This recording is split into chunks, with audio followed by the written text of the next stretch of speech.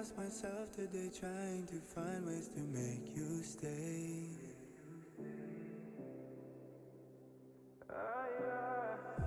Sarah, I want to go away, close my eyes, never wake up again. You come and you go, you take me high, you take me low, but I don't know how to do this on my own anymore. Oh no, now it's Molly for the melancholy. Cody, fill a hole inside me. Damned if I do, damned if I don't. ESL Pro League is brought to you in part by Intel, Gaming Malta, Mountain Dew Amp Game Fuel, CS Money, MSI, Air Force, GG Bet, and ESEA.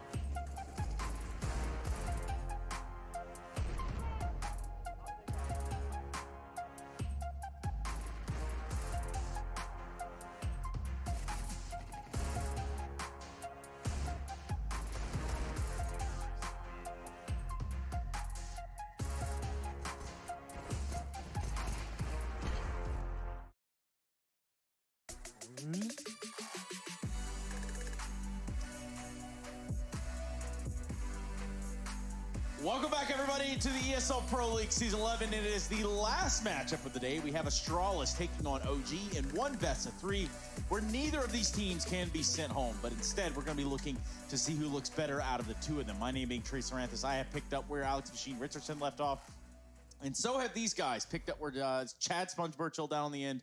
You might know him as Hugo Byron. And then, of course, we had Henry Greer right here where Harry Russell stands. And, well, guys, we are just about ready to get into the game. Are you done gaming for the day? Oh, we haven't even begun to start, Trace. It's coming around the corner. It's coming fast. Yeah, you know, man, I love a game. I love playing games, and we've hardly got to do that today. But that's coming up later on, Trace. Yeah. So you have to focus on a whole different game first. It's true. And that is the stellar game of Counter-Strike that's about to go down on our screens. No, that's exactly true. And when we look at this game, there's a lot of things to be said about both of these lineups, and just in how they compare and contrast to one another, just how one team has been around for almost the ages. And then we have a new and up-and-coming roster that's sort of like the OG side. When we look at these two teams, can you guys just see the difference from a surface level, obviously? Yeah, I mean, 100%, right? Like Astralis, they've been top one for a while. They've been top dogs, and they're always looking to innovate. They've got like a very long-standing roster in that sense. And then obviously on OG, not only is this a new team, but for a lot of these guys, it's a whole new venture, right? They've never been part of international squads for the majority of players. So yeah, it's a very, very different matchup between these two squads as a result. And there's a ton to talk about, or at least there was a ton said from the side of Device about the team chemistry and the stability of having one of these rosters that's been one of the longest standing ones in CSGO thus far. Let's take a look. Yeah, I definitely think that, as you say, we've been together for a long time. Me and Andreas and Peter have been together for an even longer time, so I guess that we're kind of immune to this CS time span where everything goes really fast. I don't think about it too much. Honestly, it's more about the day-to-day work than this thinking about the bigger picture and just enjoying your life. And of course, it means a lot to be in a team where you are friends and you're not just colleagues and you speak about other stuff than CS. I think one of the key elements of our performance team is making sure that there are nothing under the carpet, that we always speak about stuff that affects us inside and out of the game. We know that people are doing well in their personal lives, and we do a lot of team building, of course, to build chemistry and keep that chemistry. And our sports psychologist does a good job. Casper, our sport director, is always has a lot of initiatives that we try. Some of them are really good, some of them are not quite as good. So it's always we're always open to trying out different stuff. And I'd say I'd probably give a lot of credit to the organization for why we have worked together for not for this long, but definitely for this effectively that we have. It's pretty hard to see a world where you're not playing with each other. Every time we come to practice, we hear the same voices, right? So it's been a long grind, but we're not finished. I guess that now the landscape has changed a little bit. You also have to adjust your goals because there are not as many tournaments or prestigeful tournaments to win. Right now, we just have to adjust to that, and I guess that with the RMR that's just been released, where you have to qualify for the major, and that's probably our main goal. And I think that the future looks bright. We're pretty sure we're gonna qualify for the major. We feel good, not too worried about the roster or needing to change a player to like shake up things as you see in other teams. I think that we're pretty good at just working around all of the issues that might occur in the team, and that's currently what we are doing. And I think that after our loss to NIP, we went 4-0 in the group, and I'm pretty proud of that.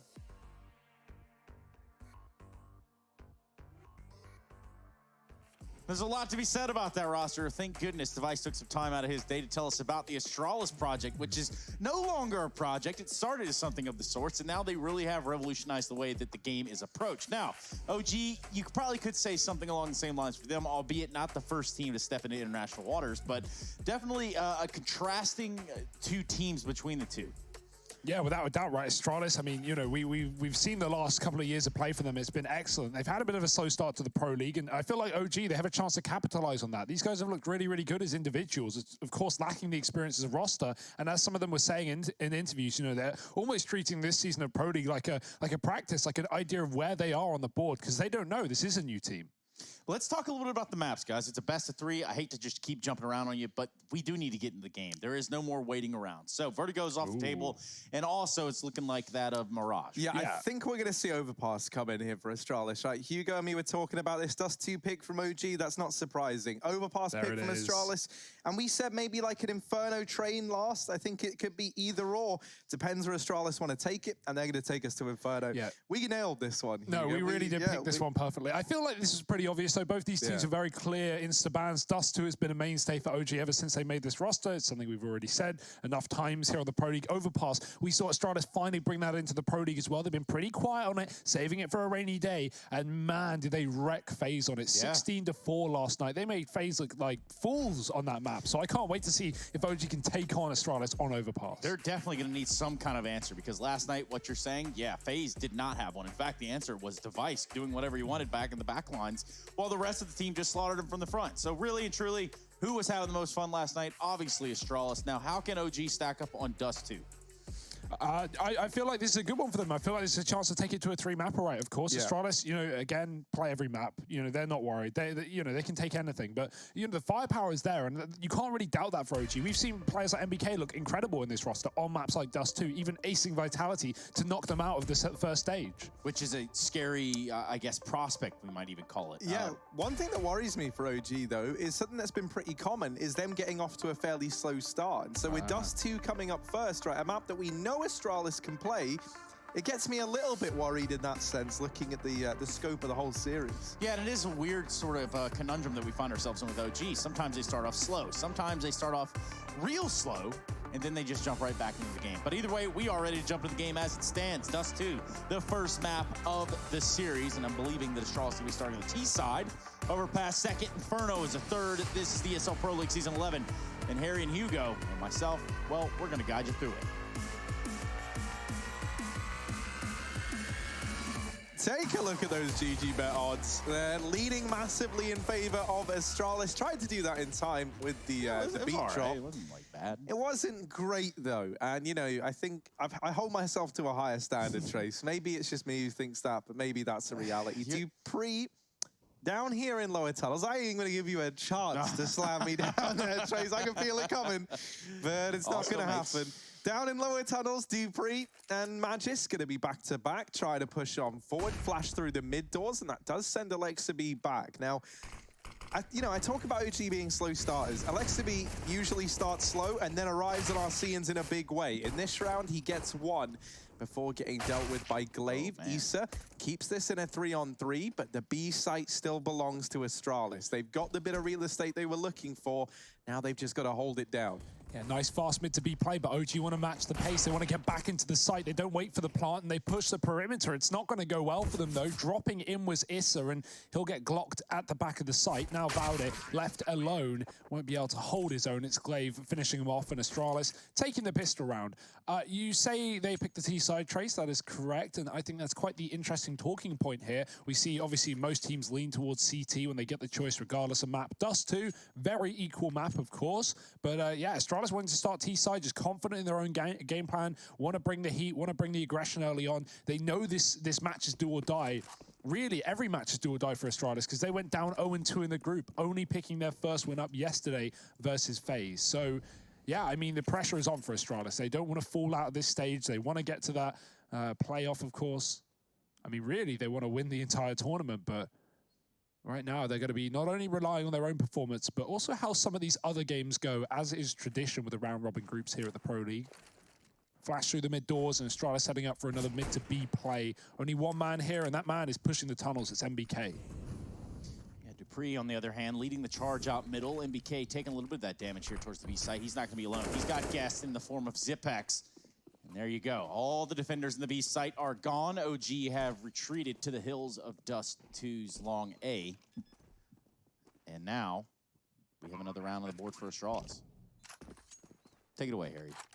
I saw a lot of people commenting on the way I say Dupree. Dupree! Because I say like D-O-O Pree. Oh man, accents are crazy, isn't it? It's almost like everyone speaks differently. No, yeah, but I don't know. Way. I didn't even really notice it, but then I listened to it back and I'm like, no, I do maybe sound a bit you're right. Anyway, Dupre. Dupre here, over towards Long. Glaive alongside him. Oh, sorry. Gla 1v. Gla 1v, yeah. That nade actually does nothing somehow. Yeah. It looks like it just missed. Chipping its way off of the blue box.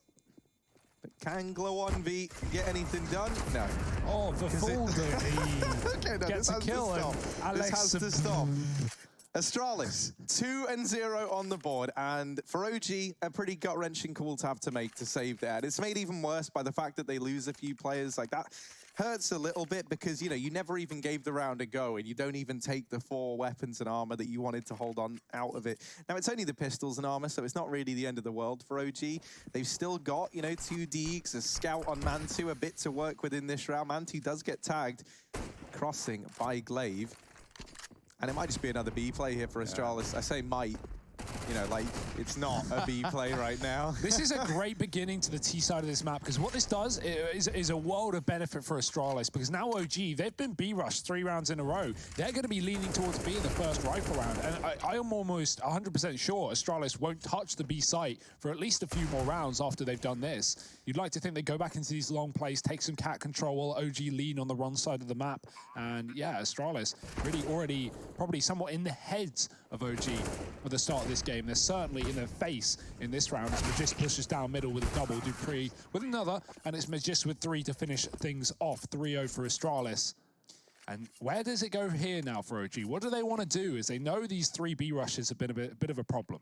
Yeah, they're going to have weapons on OG's side, and you're right, Hugo, on something there with Astralis. That little bit of conditioning is, I believe, the term that most of you would be looking for to call this sort of play from Astralis, to abuse B early on pretty much as many times as you can until one time you just go away, and that really puts a spanner in the works there, and it looks like that's going to be this round. Flashes and smokes out long, make it 3, 4, 5, 6, 7 flashes, I believe, right outside along, and that's going to be enough to force the battle of Lexi B. I love that. You see teams like Na'Vi, sometimes they go for these long takes, but they'll throw like 1 or 2 flashes, and the player will just either not get a fight or just die, you know? Astralis absolutely bombard long with flashes, and OG just don't get a chance to know how many players are out and about. It's a fast cat play with the kills behind it, but just getting another entry. He's been so good for Astralis in this series so far, in this tournament rather, and in the series, certainly. We're only 4 rounds in though. And this is already a 4th for Astralis. OG are calling the same. They led 2 towards B in this round, and, well, Astralis didn't go B. No, they didn't. But it's OG that does, because they've got nowhere else to hide. These flowers are getting stomped on by Astralis currently. Golf club in the daisies. Just straight up. Yeah, this is a booming start for the side of Astralis. This is more so the Astralis that we know to enter the server. Yeah, This and that's the thing. Like, we saw that win that matchup versus FaZe yesterday, right, Trace? Like, they looked like the team that we wanted to see a lot more, you know? Like, Astralis, they started slow here in the second stage, and they really can't afford to. And they're really trying to make up for that now. And that's why, like, for OG, I think it's a bit unfortunate because they're up against an Astralis, not the pretty lackluster looking Astralis that we had for the first few days. No, they're coming on the back of an Astralis that looks hot. You know, like this is an Astralis that embarrassed FaZe yesterday on Overpass. Yeah, I mean, that's the thing, right? Like, obviously, it's all perspective. You say lackluster Astralis, they took Na'Vi and Fnatic to 3 maps. They at least had interesting series. They got a lot of rounds. Falling apart at the end of the Na'Vi game, you could say. I just remember how good Astralis the standard that Astralis have set upon themselves is now so high, and they have to keep that up, right, for us to be, happy with them.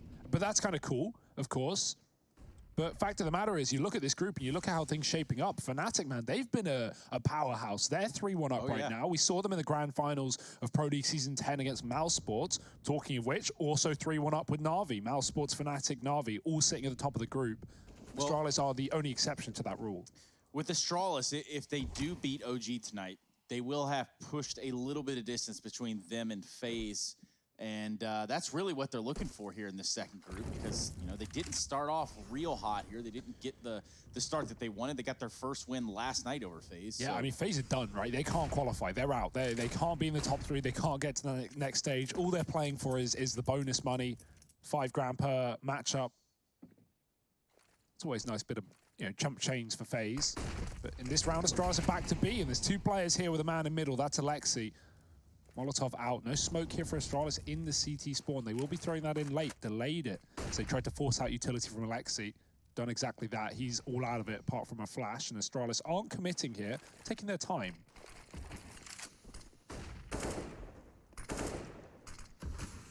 Yeah. They're going to leave Magisk here fight the good fight alone. He's not going to stay alive long. They were so worried about him that did leave Catwalk open. Glaive going for a heroic play there and jumping off. And he's going to pay the ultimate price for it. It's Alexa B there on the case. And we do have Astralis players inside this site. We do have them planning, which also leaves Dupree at the top of middle.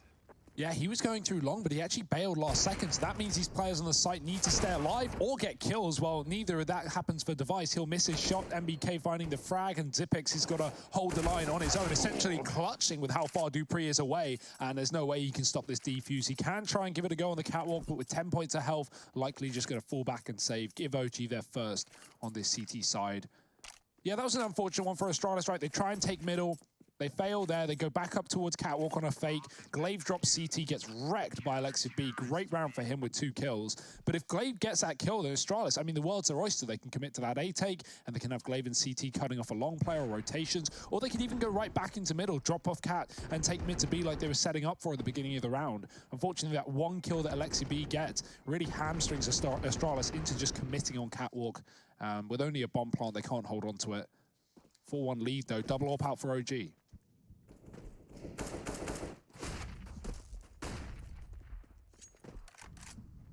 Yeah, one of them over here at the B site did belong to MBK, but did there is the operative word. That means it's past tense, and that's because he's been dropped. Magisk gets shut down over here, or rather shuts down Alexa B over here in middle. Issa trying to hold the line, flashed off the angle just for a moment, and already this is a save round for OG. They can't even attempt this 2-on-5. Astralis haven't even planted. They're already hunting. Look at Zipex. He's in T-spawn. He's looking for kills. And the bomb's only just getting planted now. So, yeah, Astralis, I mean, they are in full control right now. They are looking good. The flashes are nice. Issa doesn't get given a chance.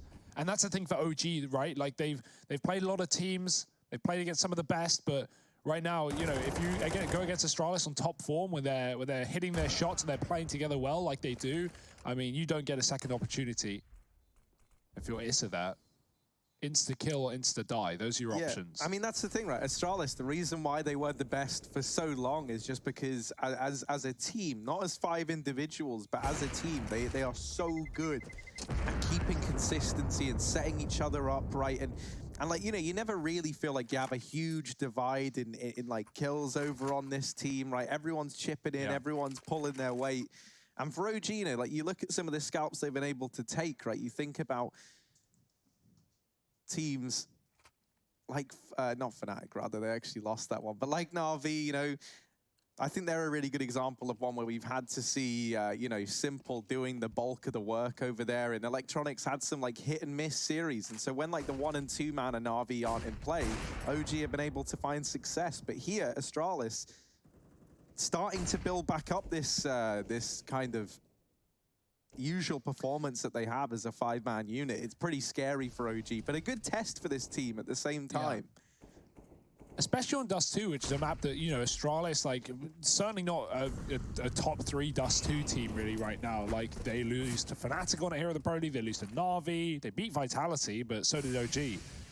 So, yeah, you know, OG getting their best map against a pretty all-right middle ground one for Astralis, and Astralis already showing them what they're made of. Issa gone, MBK is close, tucked in the corner. They shouldn't check it. He gets away with the spray, 2 kills in the tunnels, and he has a Molotov to delay a push as well. A pusher isn't coming though. Zipex has gone back with the bomb. His teammates are up on Cat and Long, and that's a good timing. Great flick from Mantu to respond. He gets a double as well. Dropping Magist coming up for the trade. It's now Zipex alone, and he can't get around the corner either. Mantu holding the line with his AWP and showing up for OG. Yeah, good hold for them there. Barely gets the kill off on the guy on long A, but he does it, and you have to give him credit for that. It's this shot. Pre was a little occupied with Valde, but you can imagine that crosshair did not have to go very far considering that fight. And OG put a second one on the board. Still weapons for Astralis. So, what do they have up their sleeve? Device running straight down Fast Cat with AWP out. He wants to get into this fight right here in the middle right away. Oh! And he's going to get it. Just not from where he thought from. Oh, well. This is a pitch perfect round for OG. I mean, look, Astralis have long, nothing else. They lost their only player out in middle. A man advantage with Device taken out of this round. And OG, they're even pushing. This is a ballsy call with a 5-on-4, but I like the confidence, and Astralis might not expect it at this rate. This is tucked lower. Glaive, oh, I think he just saw the man at the top of middle. There's a flashbang. OG being loud and proud about it. Alexi B is outside the long doors, but I think he's realized that his time is up. With no opportunity being given, he's going to fall back. That will at least scare Astralis. They're now worried about this potential mid-push, and you can see they've left long. Minute on the clock. It's not a worry for the time being, but what this does mean is Astralis, they're probably just going to commit, and they're going to be walking into a very heavy setup from OG, who are poised for this long play.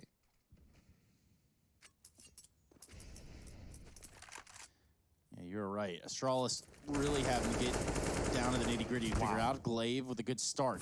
Spamming MBK through the door, gets a second fight from Issa, and he's not going to win that one.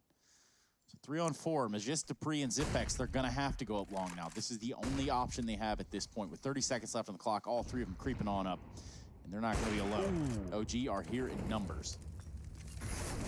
Oh, and Mantu dodging these shots, but not for long. Dupree will lay him to rest, but there's still players here. Alexa B hidden over in Gandalf, and Dupree does not realize. So a 3rd round on the board for OG, and that's a pretty like horrid situation for Astralis across the board. When Glaive dies down here in mid, he sees that Issa has pushed the lower tunnels. He sees that there's a player on catwalk. He just kills a man in CT. And so at that point, you know, when he starts to get shot from the lower tunnels, he knows that the OG know it's A, right? Like if Issa has cleared out the lower tunnels, Astralis know they're walking into a stack, but with only 30 seconds left, they physically couldn't have changed anything about that. They just had to win their fights head up, and they weren't able to do that. Mantu's been looking really good thus far for OG, really hit the ground running in this series, and that's what they're going to need if they want to long it out here on Dust 2. Even more damage from Mantu. Oh. They even have a player waiting for that. Issa's meant to be getting that kill, but that's not even like a full peak. Dupree just jiggles and 1-deeks him. Oh, Dupree looking for more. He's brought down very low through these doors, and with Issa on the other side, if he tries to get up onto the Xbox, that should be Dupree dealt with. Issa, there we go, nice and easy. Dupree gets mopped up. Issa trying to pad these stats, but yeah, not going to commit to that. Don't let Astralis back into this round here if you're OG. Yeah, just give them the room they want, right? They have to go for a plant, and they're just not going to get through either of these tight choke points that are, you know, the catwalk to A or even the tunnels to B. So as long as you lock down mid and don't let Astralis split his sight, things should be fine for OG. But Device, I like this play. Going through this smoke with 4 health, nothing to lose, everything to gain. No one's watching it right now, but Alexi B, while he's focused on the catwalk, timing can allow him to spot a player out middle. That's not where Astralis are ending up, though. Backup Cat with 3, looking to just pound the A site. Alexi B, this should be even maybe a triple kill for him. That flash is not going to start things off in the way that Astralis wanted to. Here comes Alexi B over there on the ramp, gets a good shot off on Device, doesn't even see him. Now they're going to try to ping away at their heads, and it's going to be Alexi B that does it, just as CsGo forecasted. We're going to see a 4th on the board for OG. Albeit in that round, Astralis made OG work for it. Didn't just run out there because they had pistols and died. I mean, Magis did, but other than that, they did grab some kills for themselves. Boom. Yeah, Issa doesn't even get a chance to trade that. That's unfortunate. Cross shot, not connecting. Only 1 AWP for OG this time, but 1 might be enough. Mantu flashed out on long, has to fall back, waits for the timing shot, but isn't given an opportunity. Astralis have the long control, but if you notice, dupree's outside B. Last time they went for this kind of setup with a heavy long take early, Device got picked in middle. Astralis playing a little bit safer this time. They don't want to lose players early on, but they might not have a choice in the matter. Alexi turns, and Zipex gets both kills down lower. There's even a man up top, and surely his time is coming to an end as well. dupree ready for it, and that's a safe round for Astralis, just taken off the back of a couple of opening kills. The thing that's so great about that as well is now OG are definitely going to think twice before pulling this aggression in again, right? You've realized now that Astralis, they very much adjusted to this, and they're just holding for you to go walking into their crosshairs. And, you know, I think OG, one of the reasons it's been so successful thus far is that they have been going for these early fights. And now that's something that might not come through in the following round. OG, with just Valde and Mantu left standing, don't really fancy their odds of being able to hold on to this round, but can they offer anything up? Valde over here in mid. Gonna have to go Dane on Dane if he wants to do anything for OG in this round, and there's a bit of an exchange. Valde comes out worse. Mantu, lots of bodies here. Oh my. 1, but that's it. Thankfully, Magisk is there. There was a world in which Mantu just pops off. If Magisk doesn't have his gun out, that round could have gotten hairy. Now, Valde has pushed the door on no HP, and that's going to be another round for Astralis. But yeah, you have to look at the big picture here. Those B pushes could certainly catch up for OG there. If they try to say, hey, you know what, they're going to stop going B to give some of that conditioning, well, guess what? Astralis is going to wait around. You can't even investigate it if you're OG. And of course, those mid pushes in that round for OG, right?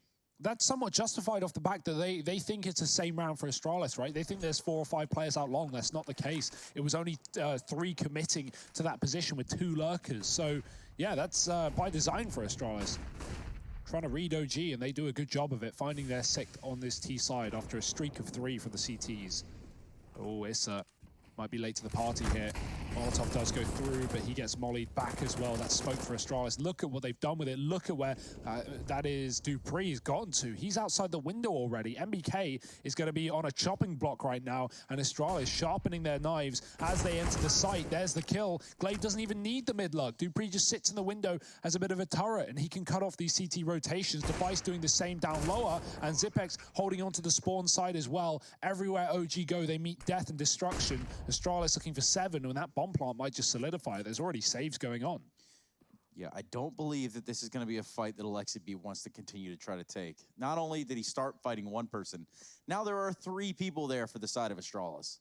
So, lucky to get away with his life, and OG are certainly tucking their tail. It's going to be Astralis on 7. Good heads-up play. They get the player in window should they need it. I mean, MBK really did work himself into a closet.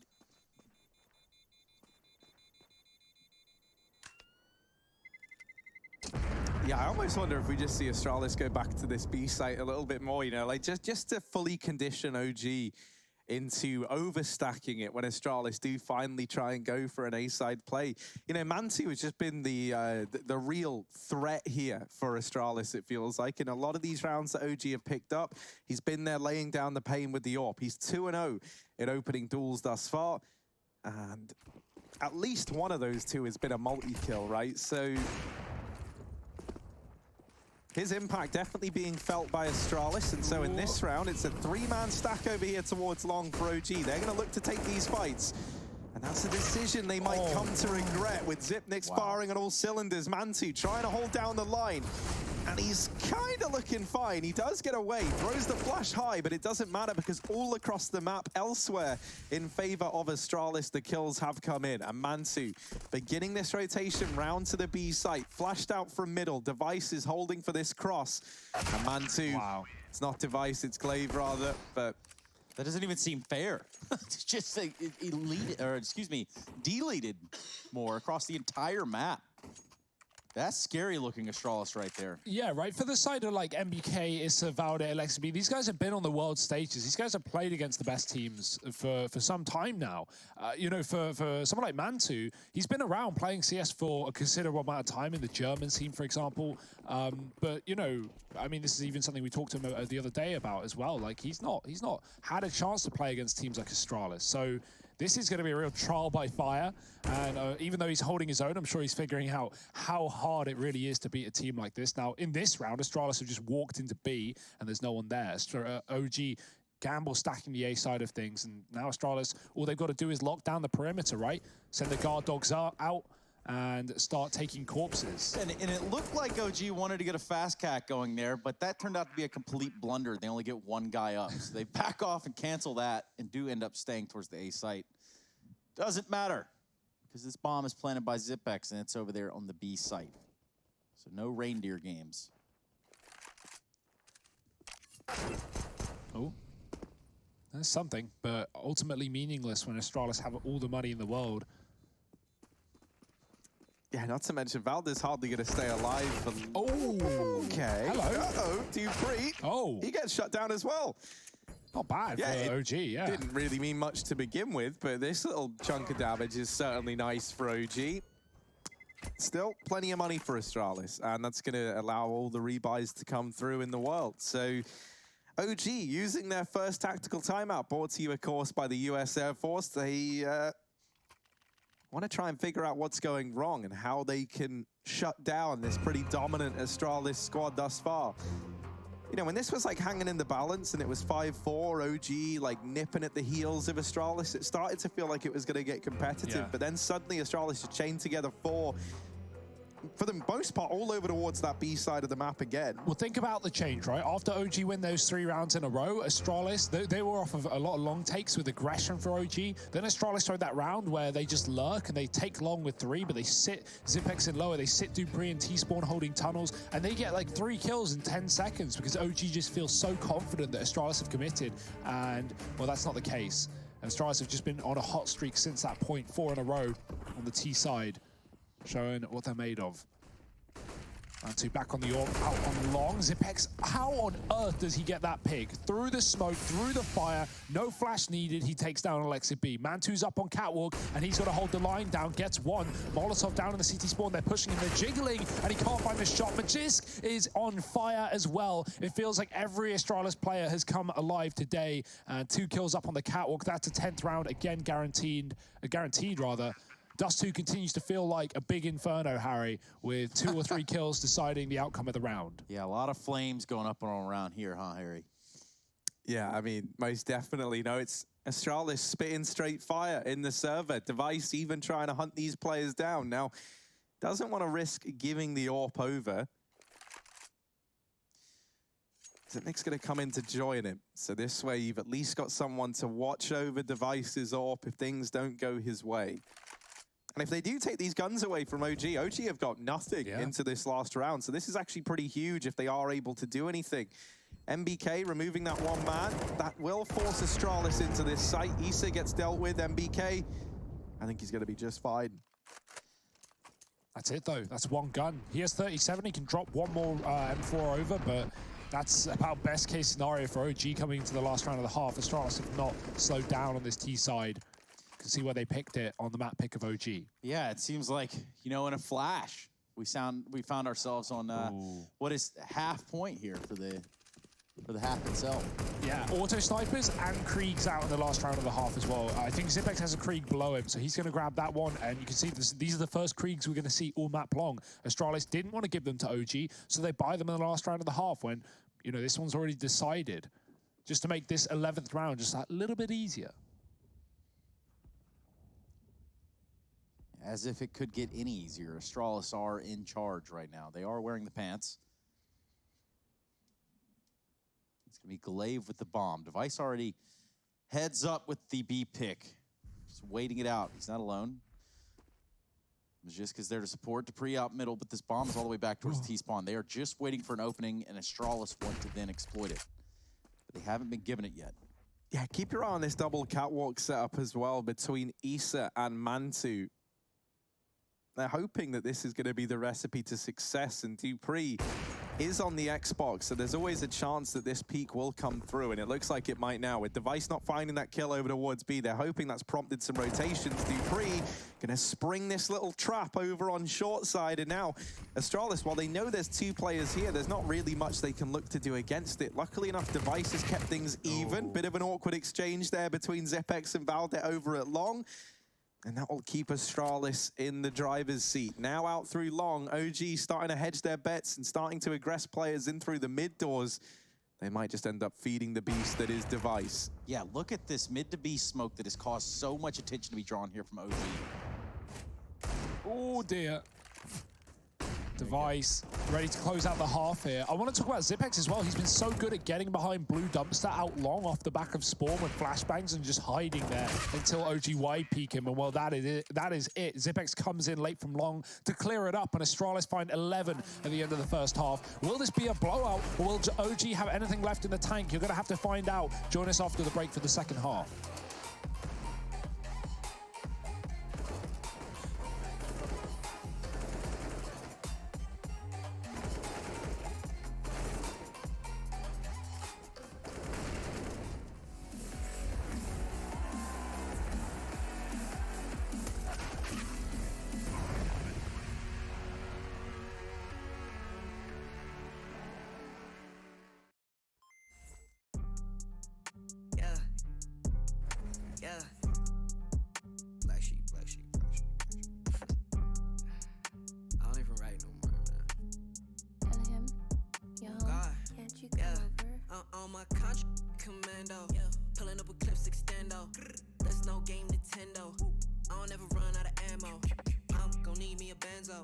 No fake friends, no pretend. No, think I might have found my 10.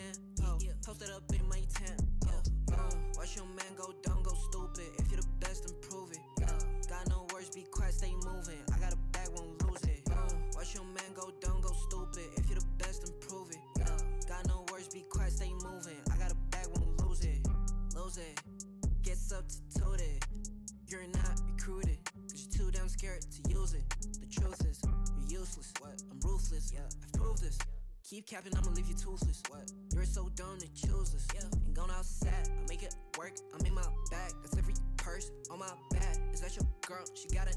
She make it twerk. And why you mad? I got her first. You say you rap, you got a verse. I say the swag, you probably hurt. Back to the lab, you gotta search. On my country commando. Yeah. Pulling up with clips extendo. That's no game Nintendo. I don't ever run out of ammo. I'm gon' need me a benzo. No fake friends, no pretend. No, think I might have found my 10. Oh, posted up in my tent. Watch your man go dumb, go stupid. If you're the best, then prove it. Got no words, be quiet, stay moving. I got a bag, won't lose it. Watch your man go dumb, go stupid. If you're the best, then prove it. Got no words, be quiet, stay moving. I got a bag, won't lose it. Why are these boys so stupid? Counting me out now, I'm counting my money. I'm probably gonna cop me a new wrist. Y'all gonna think I'm a nuisance. New sound, know me, who this? Yep, I made some improvements. Me and the gang been bowling. Your shawty gon' think we're the coolest. LSA say we got clips. We bout to make it a movie. I make a hit I can't miss. Damn, the charts might sue me. The way I be stacking my chips, probably the bank gon' sue me. Watch your man go dumb, go stupid, cause your mans can't fool me. On my country commando. Pulling up with clips extendo. That's no game Nintendo. I don't ever run out of ammo. I'm gon' need me a benzo. No fake friends, no pretend. No, think I might have found my 10. Posted up in my tent. Watch your man.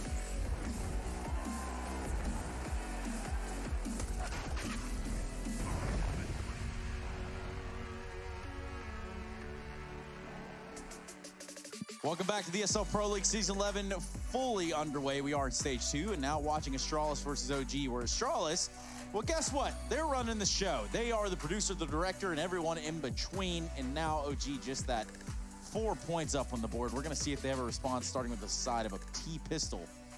Over here, I've got Harry and Hugo, myself being Trace, and we've also got some GG.bet odds that are going to show you exactly how to feel about the rest of this matchup. Device going for a quick pick here in middle early on. Pushing out into lower.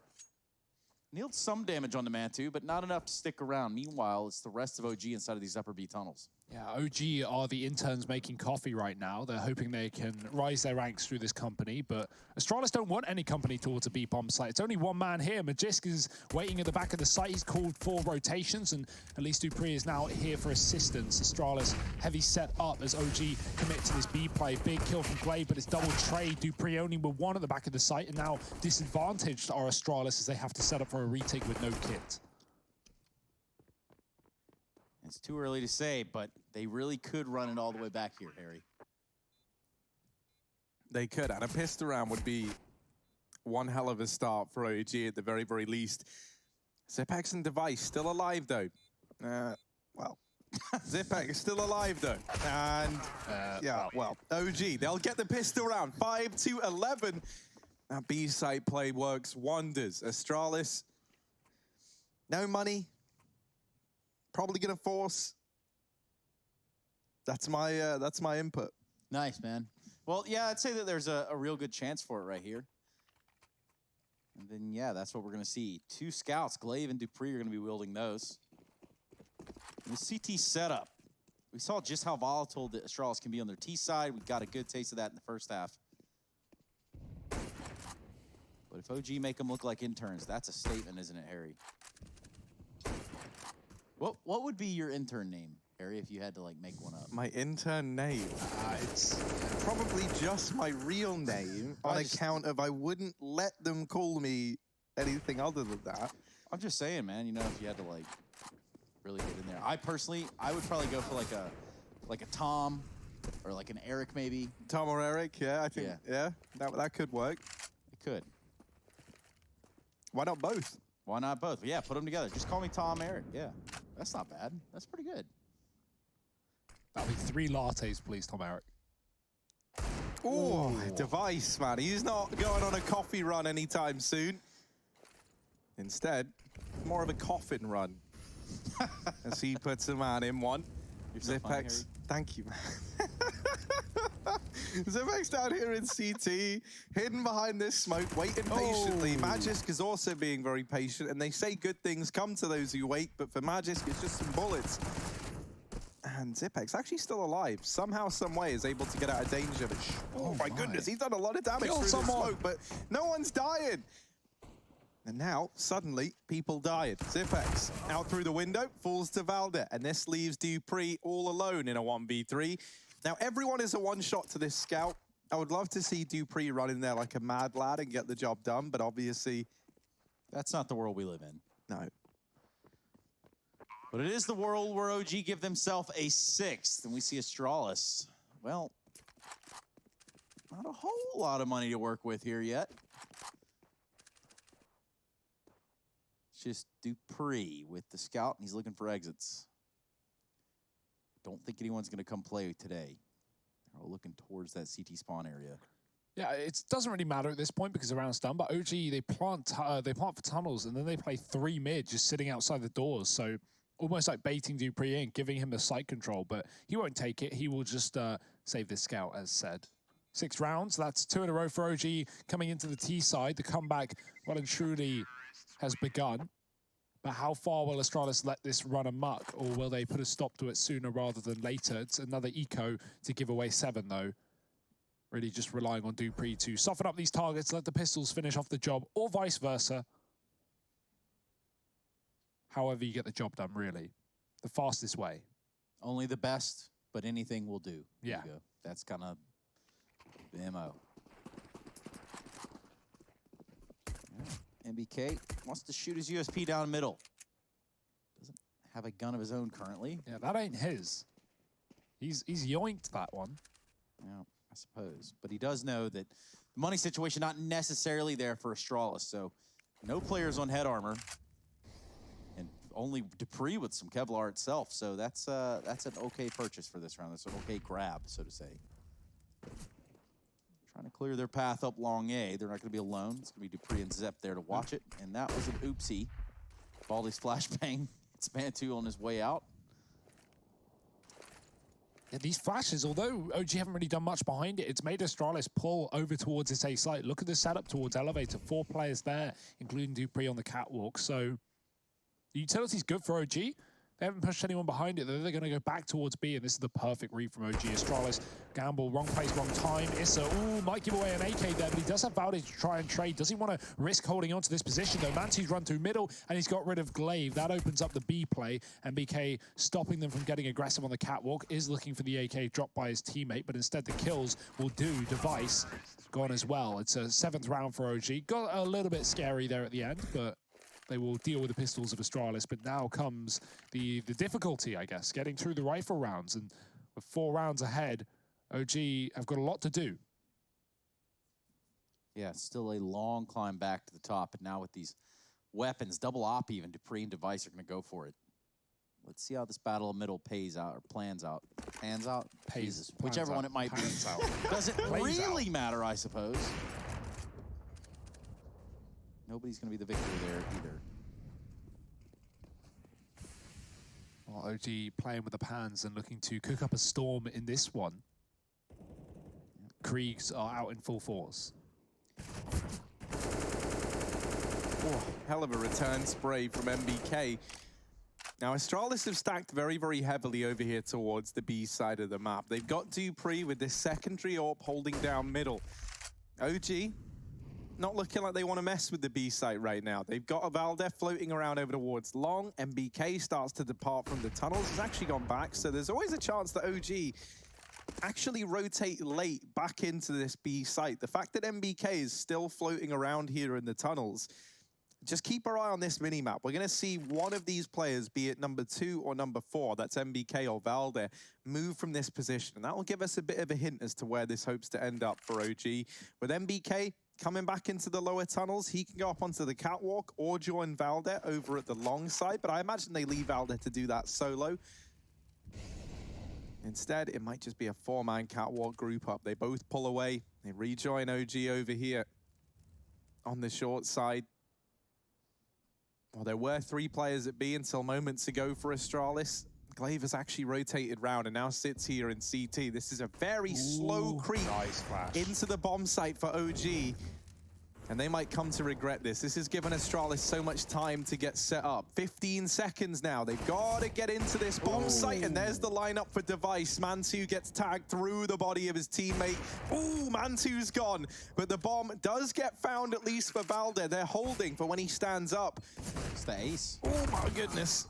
And it doesn't go the way of Device. Magis gets the kill. So he only manages to get 4, not quite the ace for Device, but I think he's going to be happy with that nonetheless. Yeah, rounds around really for Astralis at this point, and Device, he just sits back at catwalk as they feed the beast. They push one by one. He even forced that first kill to Alexi with a flash bang from Glaive. Device just like jiggling into the angle, slow walking. But it works its wonders, Trace. This is that first kill on catwalk. I believe it's on Issa. Prompts him to fall all the way back and play it very conservatively. Play it very safe.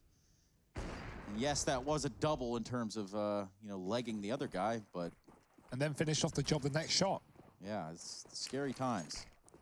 Well, Valde trying to take the long spawn, not the best spawn, so he will smoke the Molotov and just try and commit with it. Device pushed back by the flashbangs, but he sits on the car. Dangerous position. He has a smoke to escape, but if OG want, they can kill him here for sure, even without the Molotov. Just throwing the molly, waiting for him to smoke it, and then waiting out said smoke can be enough of a job done. Let's see if Mantu throws that utility. As Molotovs are available, they will go through. Device just gets shot through the car, so no opportunity to strike in this one. Astralis reacts by taking catwalk. It will, of course, inevitably leave them without the A site, but they can set up for retake and deny any chance of a flank from OG. That's not possible now with MBK joining the long take. And this should be a good situation for OG, but Astralis can certainly give this a go on the retake if they find a kill, and they don't. That might even force a save inevitably. Yeah, they're going to grab that op right there that fell from Dupree, and by they, I mean Zipex. This is that save. Astralis is going to tuck and go back into this B site, hold on to what they've got. Doesn't really matter if they make it or not. They're going to give it a shot in the next round. Yeah, and as long as they've got each other, that might be enough for Astralis here. 3 players staying alive, and including this Orp and Krieg in that, they will be able to get a full investment in the following round. Now, OG, this was a pretty important one for them to pick up. You know, Valdo is the only guy who had some residual cash floating around. So this is going to allow these buys to keep coming for OG.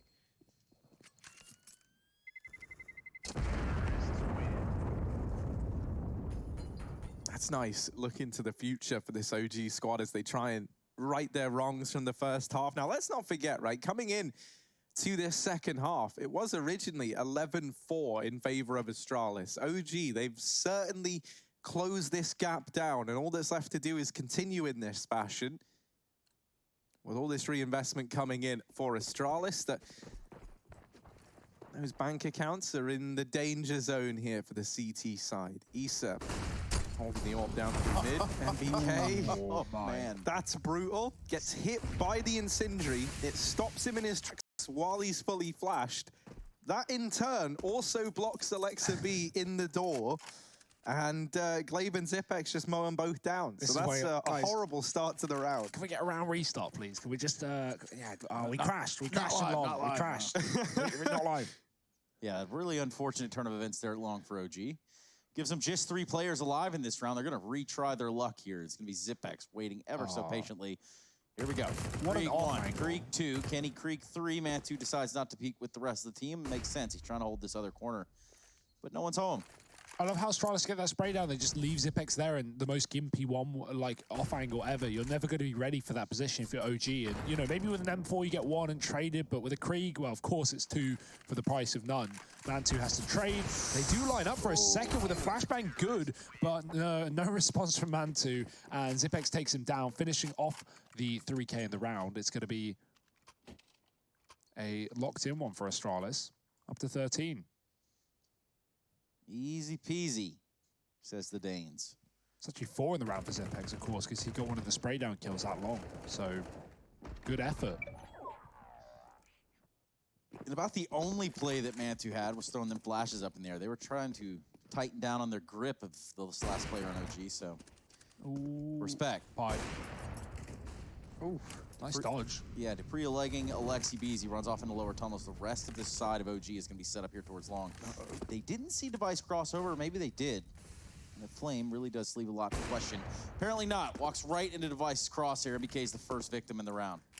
Yeah, Device trapped in the pit. Certainly not where you want to find yourself with this AWP, so he's going to try and get out of there.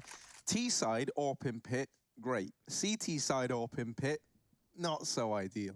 Unless you're looking at the site for a retake, right? And then already things have gone sideways. Yeah, you know, then already the round probably isn't looking great to begin with. OG, though, they want to try and right their wrongs. You know, they've grouped up over here outside of B, and they're thinking, all right, A didn't really work, but let's see what this B site has to offer. Well, spoilers, 3 players for Astralis here. OG might be walking into one hell of a stack.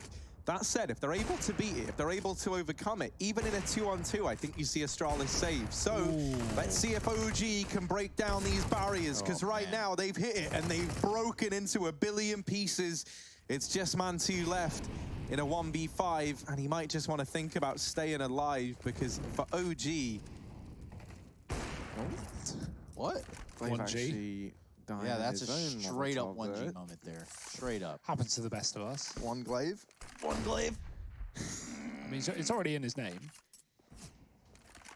Oh, yeah, not going to happen. I like that play for Astralis where they have Dupree just spamming with the AWP. What that does is that baits OG in. They're thinking, okay, the dude watching us has an AWP. So what we do is we time our play off the back of his shots. We either, you know, peek initially when he's just shot, knowing he won't be ready, or we wait till he's fired 10 bullets and has to get a reload in. So Dupree spamming, OG go, and then Glaive swings to just do the damage up close. They weren't ready for that position. So nice bait and switch for Astralis. Even if that didn't work, they had 3 players inside of the site, including a 3rd man up in the windows. So yeah, good luck to OG in this one. They're just going to B-rush it, storm the perimeter. Dupree with the AWP, not really known for its multi-kills here against the Glocks and P250s, so he's going to have to give it up and hope the rifles can get a little bit more done. That grenade will stop the bomb. Goodbye.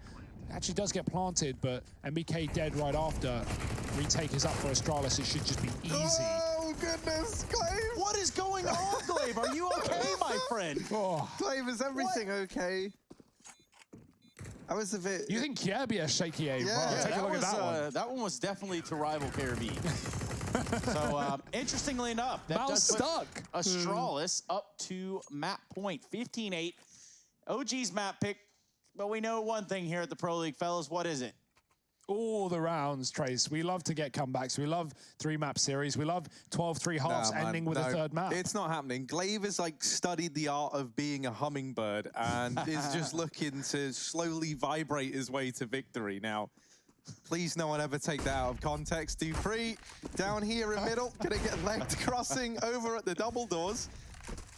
And he will retreat to safety. OG, they've got themselves some mid control, and that's quite a bit to work with in this round. Now, what are they looking at? Oh, look at number 7. Look at Glaive. Creeping in through this long smoke. Oh, he has a feeling. He has an inkling. Now, there is a man holding this. That's Valder. How long are OG going to dedicate to this position, though? Does any man have the timing? It would be Glaive. That's what I was going to say, right? Glaive, he seems to know a thing or two about Counter-Strike. Some say. Is Device get flash him out? That's kind of cool. Ballsy play. Won't really work either. Valde not flash at all. You know, I like the attempt for Astralis. It's a 15-8 play, isn't it? I don't really think that flash is going to blind anyone. No, if they were T-spawn holding, yeah. It was just too wide, right? The thing is, like, I don't really think OG are ever going to elect to hold it in that fashion. And secondly, the flash just gives away that the push is coming in, right? So I like the idea. Device flashed off the angle and now has to deliver a hell of a lot. He gets himself one, but he's quick on his feet, and now a man pushing close.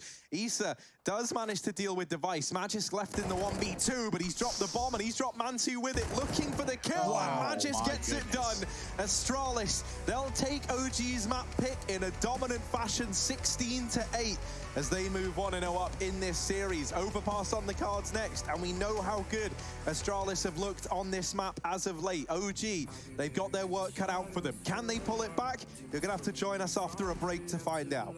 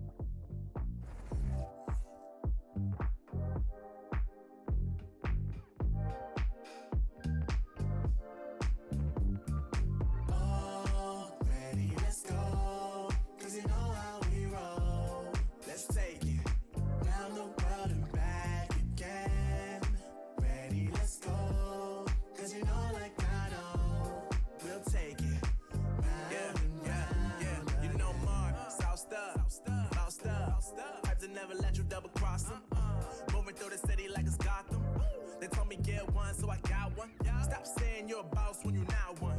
You ain't sacrificed, nah, you ain't lost none. All over the gram like you got a bag. You ain't big dog, we ain't hear none of that. I'm in the gym looking like a running back.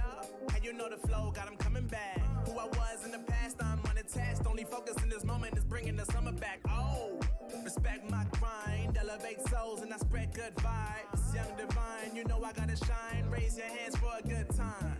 Aight.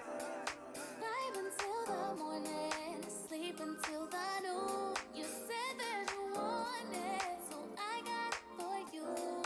Let's all get together and show them how we move. We move, we move, bringing summer to you. Oh, ready, let's go. 'Cause you know how we roll. Let's take it round the world and back again.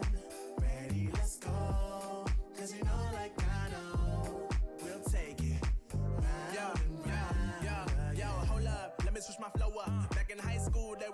y'all blow up. Doing talent shows and man, everyone will show up. Got in an accident and still made it for them to go nuts. You know what? I'm so what? I'm so That means I can't describe the way I vibe, the way I slide. And with the rhymes that make the dimes, I'll close their eyes and fantasize. I'm divine calling their phone number. No, you know I love you. And you know me, I can't sleep without blazing beats. On stages for their ones gracefully. And I got a smile that they hate to see. Young, black, successful, though life gets stressful. Though life gets stressful, go and vibe out with whoever you next to. Vibe until the morning, sleep until the noon. You said that you want it, so I got it for you. Let's all get together and show them how we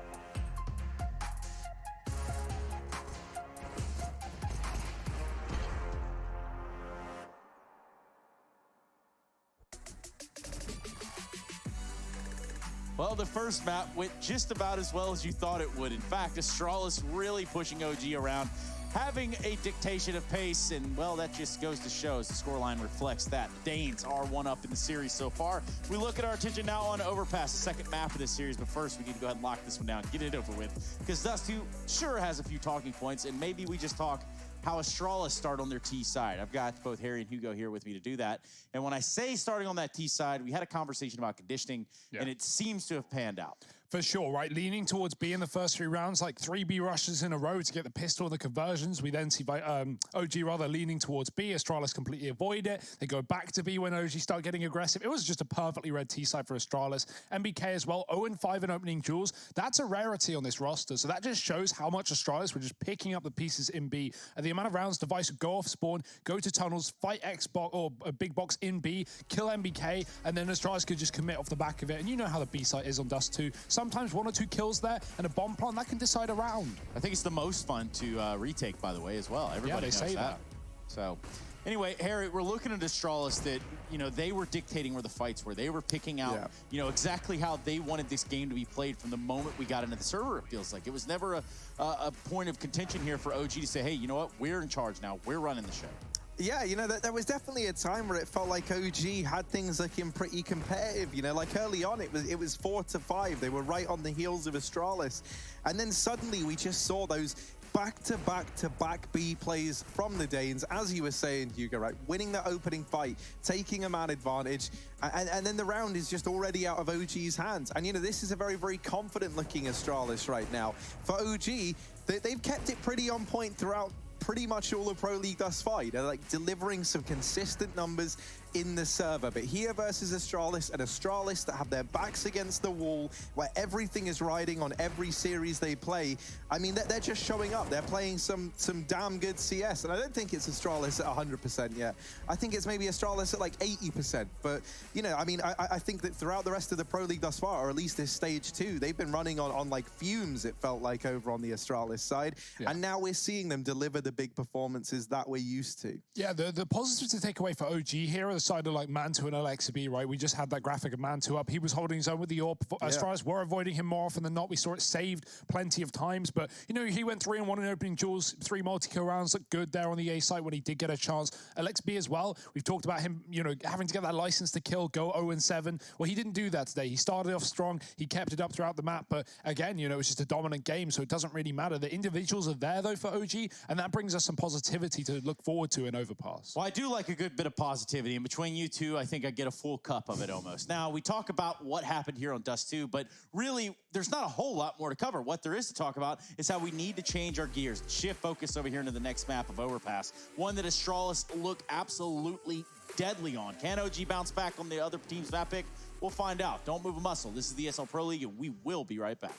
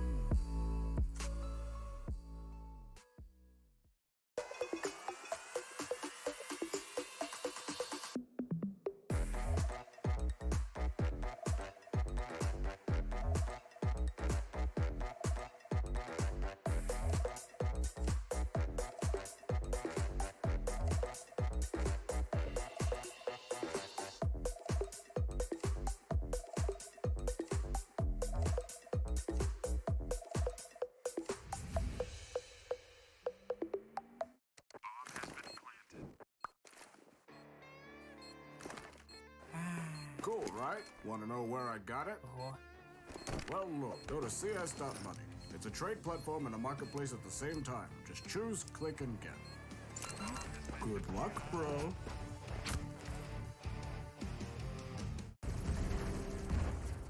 Everybody loves an underdog. Who needs to be liked? Mountain Dew Amp Game Fuel. Victory in a can.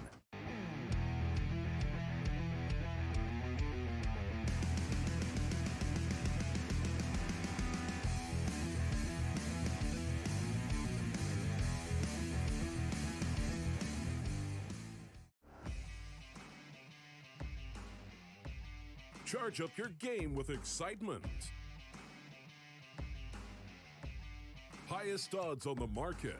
Take what's rightfully yours with GG.bet. The future waits for no one, so we refuse to wait for it. Today, battles are waged in nanoseconds, and planes are piloted from the other side of the world. The future's not coming, it's already here. Join us and be the future. Two boxes to get by Nico. Dive to God! Go to head on the ramp though. He knows he's there.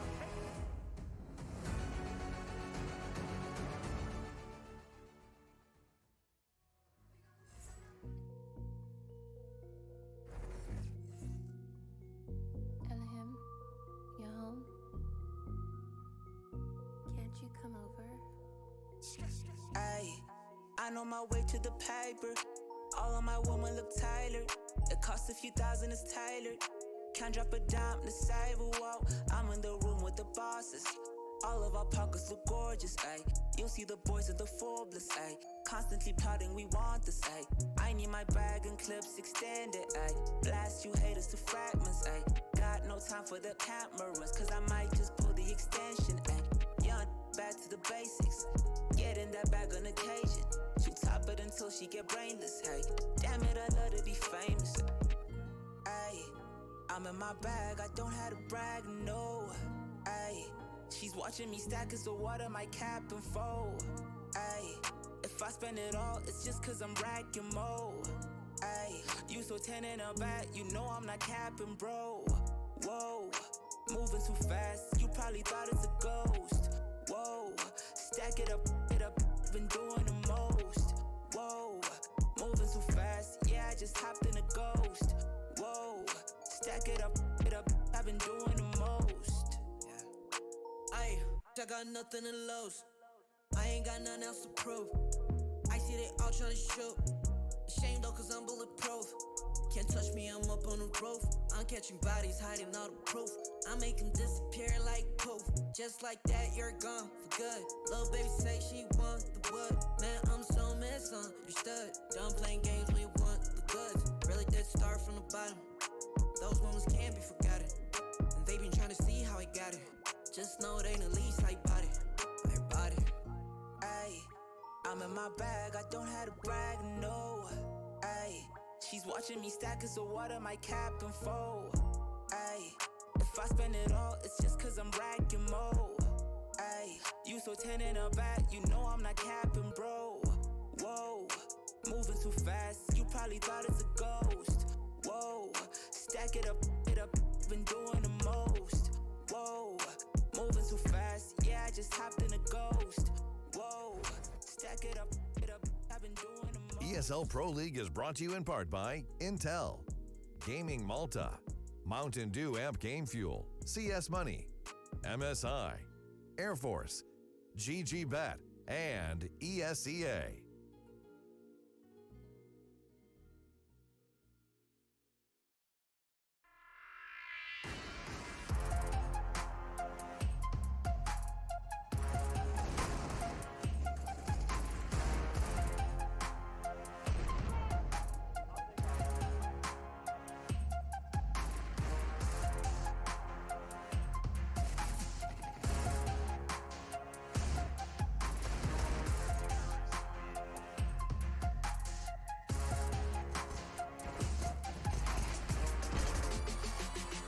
Welcome back, everybody. Is your match not hot enough? Because don't worry, I've got a hot match for you right here between Astralis and OG. And the only thing currently on the burner is OG, and they are getting absolutely burnt by the Danes of Astralis. My name is Trace. I've got Harry and Hugo with me. And if we switch the camera enough, we might catch him dancing over here. Yes, we will. What's got you so happy, Harry? Why are you dancing? Oh, man, I mean, this is delivering, you know, like the first map going the way of Astralis, Overpass coming up next, and I've been looking forward to that since it appeared in the veto, man. With how good they looked on it yesterday, I think we're going to be in for one hell of a treat. Yeah, we definitely could get that. Now, we talk about Overpass, and we know that Astralis are really strong here. But we should be able to make some kind of case for OG, right, Hugo? Yeah, I mean, they haven't played it a lot. That's the thing. Playing it 3 times with this roster, twice in the Pro League, losing it both times to Na'Vi and VP. I couldn't remember that second one. So, yeah, just not a lot to go off. We don't have that data. And what we do have is the fact that Astralis, they hid from playing Overpass a little bit in Stage 2 so far, but they finally pick it yesterday against FaZe. They destroy them. 16-4 on that map as well. So, yeah, heading into today, we saw how good that T-side was from Astralis. I hope that OG have watched things, because it did seem somewhat predictable if you'd watch that game. If Astralis bring the same game plan into today, I imagine there's going to be some switch up. A lot of heavy B plays with Device lurking toilets. He was just being a nuisance, finding timings into the A site, getting picks, forcing rotations up to top while Astralis would hit lower. Some rounds he would even walk through A and flank heaven and kill B players. I mean, he was all over the place. So if Astralis bring the same game plan here, you got to hope OG have done their homework. Yeah, and OG showing us what they had on Dust 2 against Astralis doesn't lead me to believe that OG are going to be here and really putting up a much larger fight than we've already seen. Albeit there's still a chance for these players to show up individually and change the tide of the game, but let's be realistic for a second. This is the Astralis that we all paid for, and I didn't keep my receipt, so I'm expecting this one to deliver. Yeah, it really has to. I think a big swing, like a role, I guess, to keep an eye on is the AWP role. I think, if Mantu can keep his consistency up, we know that Device has struggled as of late online at maintaining like a good form, right? And so, bearing that in mind, I think if Device maybe comes into this not firing on all cylinders and Mantu can keep up that performance, then maybe there's a way. But as those GG bet odds will show you, they're not really giving OG much of a stake here in this second map. No, not even remotely close. And those drums mean that it is time to get into that second map, which is exactly what we have prepared for you. Overpass is where we're going to go and potentially decide the series here between Astralis and OG. And obviously, Astralis are running everything that they need to do right now, and they're running it the right way. So perhaps there's an answer here from OG. You need to stick around to find out. This is the ESL Pro League Season 11. Don't worry, we're not going to break. We are jumping into the game, and that's the one thing that I'm looking forward to. Yeah, Astralis, they're running in the right direction, though, Chase. Remember, they were put down to the bottom of the group just a couple of days ago, 0-2, and they're looking to resurge. There's still a chance for these guys to head towards that next stage to, of course, get into the playoffs and maybe even the grand final. Fnatic, Na'Vi, Mouse, all sitting 3-1 up. Astralis 1-2. They look to double down. They look to get their second win on the board, and this map could be exactly that.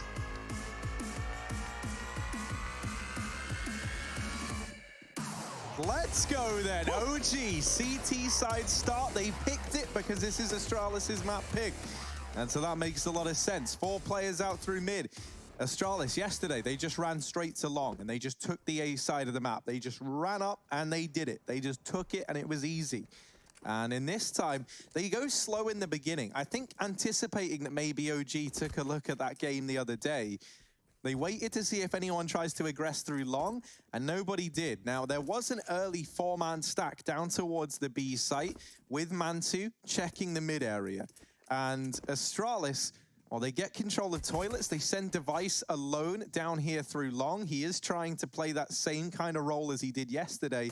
And this is all while the rest of the team start to clear out connector. And now what this allows for Astralis is a rotation between either bomb site at a moment's notice. Oh, they double back to B, but then they triple back to A with 3, now made 5 as Device comes back from long and groups up inside of the toilets. OG, they're going to need to hit some shots on the initial entry, otherwise this retake can be so hard getting back into the tight choke points that is the A site. course, that CT rotate is very loud as well, so Astralis are going to be hearing all these footsteps come back.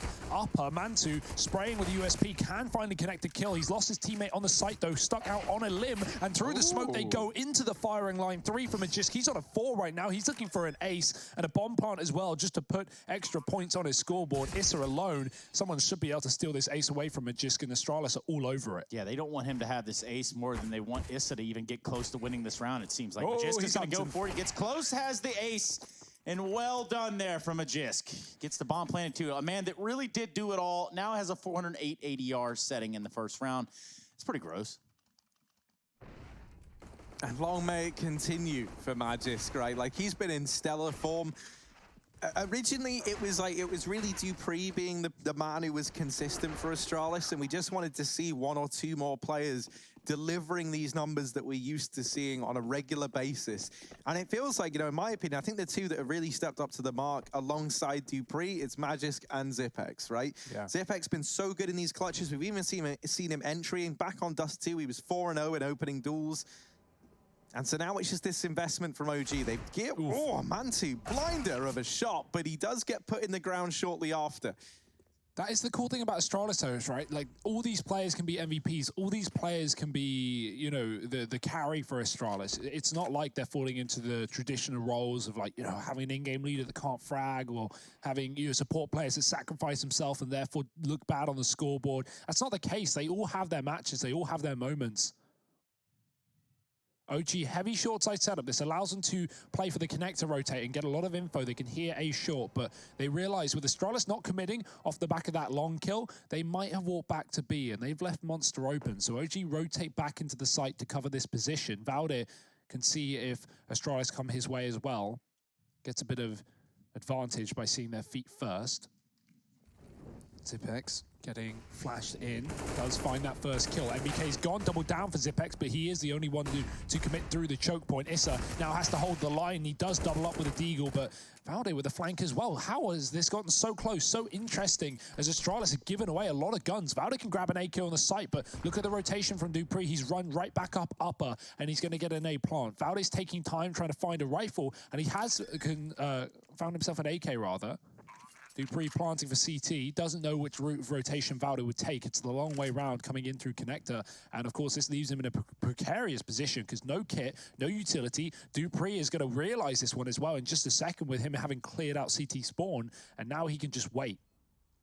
Valde having to clear every single angle, and not having that kit does pose quite that problem that you're talking about, Hugo. It looks like he's going to tap it just to try to draw Dupree out in the open, and so far his guess is not that great. He hears him now, though. Ooh. Doesn't land the shot. Taps it, and there's no kit, no way to win this round, so he's going to back out, hopefully hold on to this AK. Shouldn't be too big of a problem, though. Dupree's jumping to like get the info right and bait a shot and see if Valde's off the bomb. He actually accidentally lands on top of the railing, and if Valde goes aggressive off of that, he actually will get the kill and win the round, but he thinks Dupree has fallen down the stairs like he intended to. That was not the case, but of course, not the info that OG had, so it's going to be Astralis closing it. Of course, that gets very scary. That's heavy rifles into B with OG taking 4 kills, so they should be happy with that eco round. And they've got another one coming through as well. 1 AK saved, the CZ given over to Mantu. Valde has to do the heavy lifting.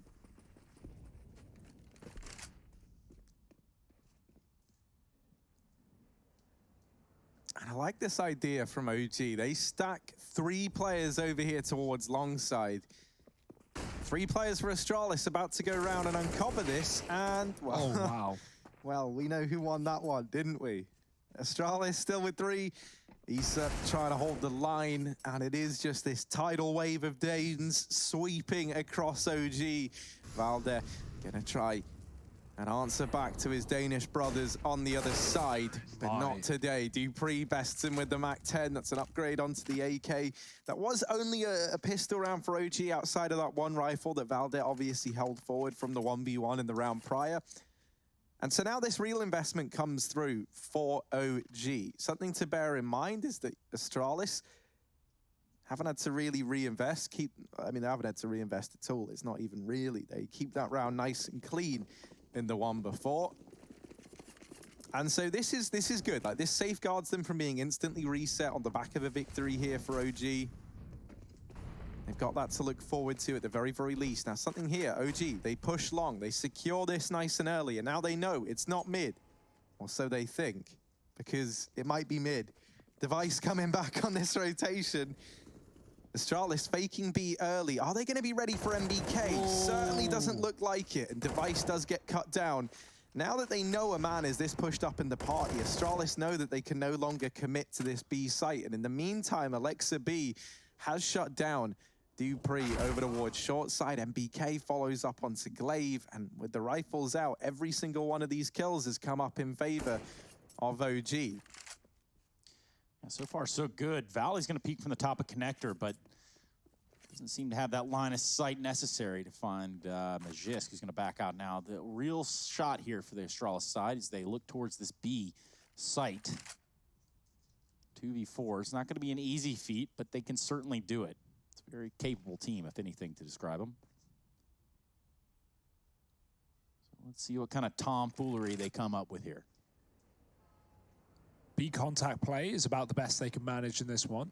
There's a chance. There's only 2 players inside of the site, but it's only a 1-man commitment for Astralis with the flash being lined up from outside monsters. Zipex has got to get the entries. Oh, he almost misses the player on the site. Alexa B going to drop into the pit. Still that sandbag cross as well. Alexa B is buying good time, and Issa will finally peek out wide to finish off the job with Valdir. OG getting their first CT round on the board. Obviously, a nice bit of aggression early on from MBK to take that advantage and get in the face of Astralis. And I think it was Alexa B that was boosted in B short to kill Dupree in the water. That's how OG initially got that 5-on-3. So Astralis inherent disadvantage. There's that boost that we didn't quite catch. And OG are able to close out the round as well. 1-3. Still a long way to go for OG. They're already mapped down. Now let's see what's going on here. Boost? Yeah, they're contemplating the boost. Looks like they're going to go for it. And lo and behold, here's Devi with the AWP. No one sees him just yet, and he sees no one else. Yeah, look at this. Does Issa see that? He's jumping, he's looking. It's almost like he spotted it, because again, OG have gotten very aggressive off of this information. So for MBK, once again, pushed into the playground, and Astralis might not be ready for it. He can see their feet under that wood. Yeah, and this is what MBK did last round, and it proved him quite successful. So far, so good, too. He finds Glaive on his first swing around, but he's not alone. He's got company. Magisk kicking him off the playground. There's always that one guy, right, Harry? That was Harry, actually. Harry was the bully of the playground? No, I was the guy getting bullied in the playground. Normally by the kids who were themselves bullied. So it was like a... You know, real bottom of the pecking order, but oh, how the tables have turned. Device over here towards the tree, creeping forward. Now I go to parks and I beat up kids there. Nice, yeah, it all works. Device. Food chain, isn't it? Holden and Magisk gonna best Alexa B down in the toilets. Man advantage taken for Astralis. They sit 4-on-3 up. Val, they're gonna be holding this tight line in through the toilets. Is about to have players come his way. Gonna be some Dane on Dane action here. Valdir wins the first fight, and with that kill, the bomb now dropped to his feet. Dupree coming up through the divider. Valdir a little bit worried here, because they can come through long. Luckily enough, players have now gotten into the A site on his team. What? Well, that's a bit unfortunate, isn't it? Cynics has retrieved the bomb. They try and get in. You got to get past Man2, and that is a challenge in and of itself. Man2 delivers 3 kills from the man, and a second round on the board for OG. Now 2 in a row. That's going to break the economy of Astralis, and Man2 has just teed OG up to make this first half their own, at least for the time being. Yeah, hits that first shot. The timer's already very low. By the time he drops the bomb, that's it, unless this kill comes in from the side of Device, and it just doesn't. Man2's too quick. And there you have it. That second round on the board for OG. They got to be feeling pretty good about that. And if you're Astralis, well, let's hope for some pistol magic. Yeah, confidence fights from Man2. And Harry, that was the talking point coming into this game, right? Having an aggressive AWP, especially on the CT side, that can find these picks, that can get rid of the Device luck that we've been seeing on this map up in the toilets.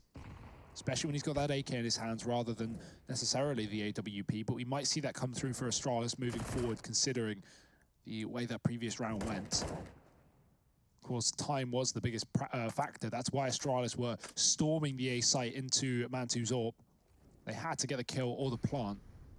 MBK hanging around middle, and this should just be a nice clean one for OG, you would think, but that's a nice frag from Magis. Surely no more. Issa, though, he gets caught with a jump, and Astralis spot him with a spray mist. He's got to fall out of the connector and give Astralis the route towards A. That's where Mantu sits, again dropping the bomb here for OG, and a chance to find a couple more. Yeah, and already identified this morning by Mr. Chad Burchill, you might know him as Sponge, was Mantu as one of the AWP players. Put up right next to Simple on his selection. So if that isn't any indication as to the skill that Mantu has, or at least, you know, what you've seen in the server thus far, he's the real deal. And somehow he gets that kill on device. It's not even the SMG. Craziness. Now just Magisk, 1v4, looks for a couple frags, able to find one so far on a Dane. Valde. He falls, and this is going to be Magisk just really throwing weapons around. He's probably going to try to cause as much chaos as possible. What? That was a tag? That was a back shot. If I've ever seen one report that, man, Harry. Imagine if that was a headshot, bro. That would have been unreal, but obviously it wasn't. So, you know, I can't get too excited. The fact he just hits it, that's kind of cool. Yeah, that's enough for me. How does Mantu... This is his next shot, this one. This one. Whoop. It doesn't look as impressive from his point of view as it was from the SMG's point of view.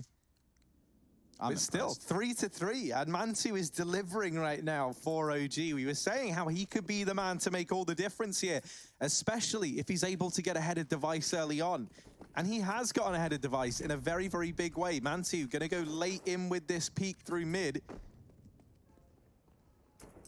And Astralis, they're very, very worried about MBK pushing through long. You know, they hold for that early on, and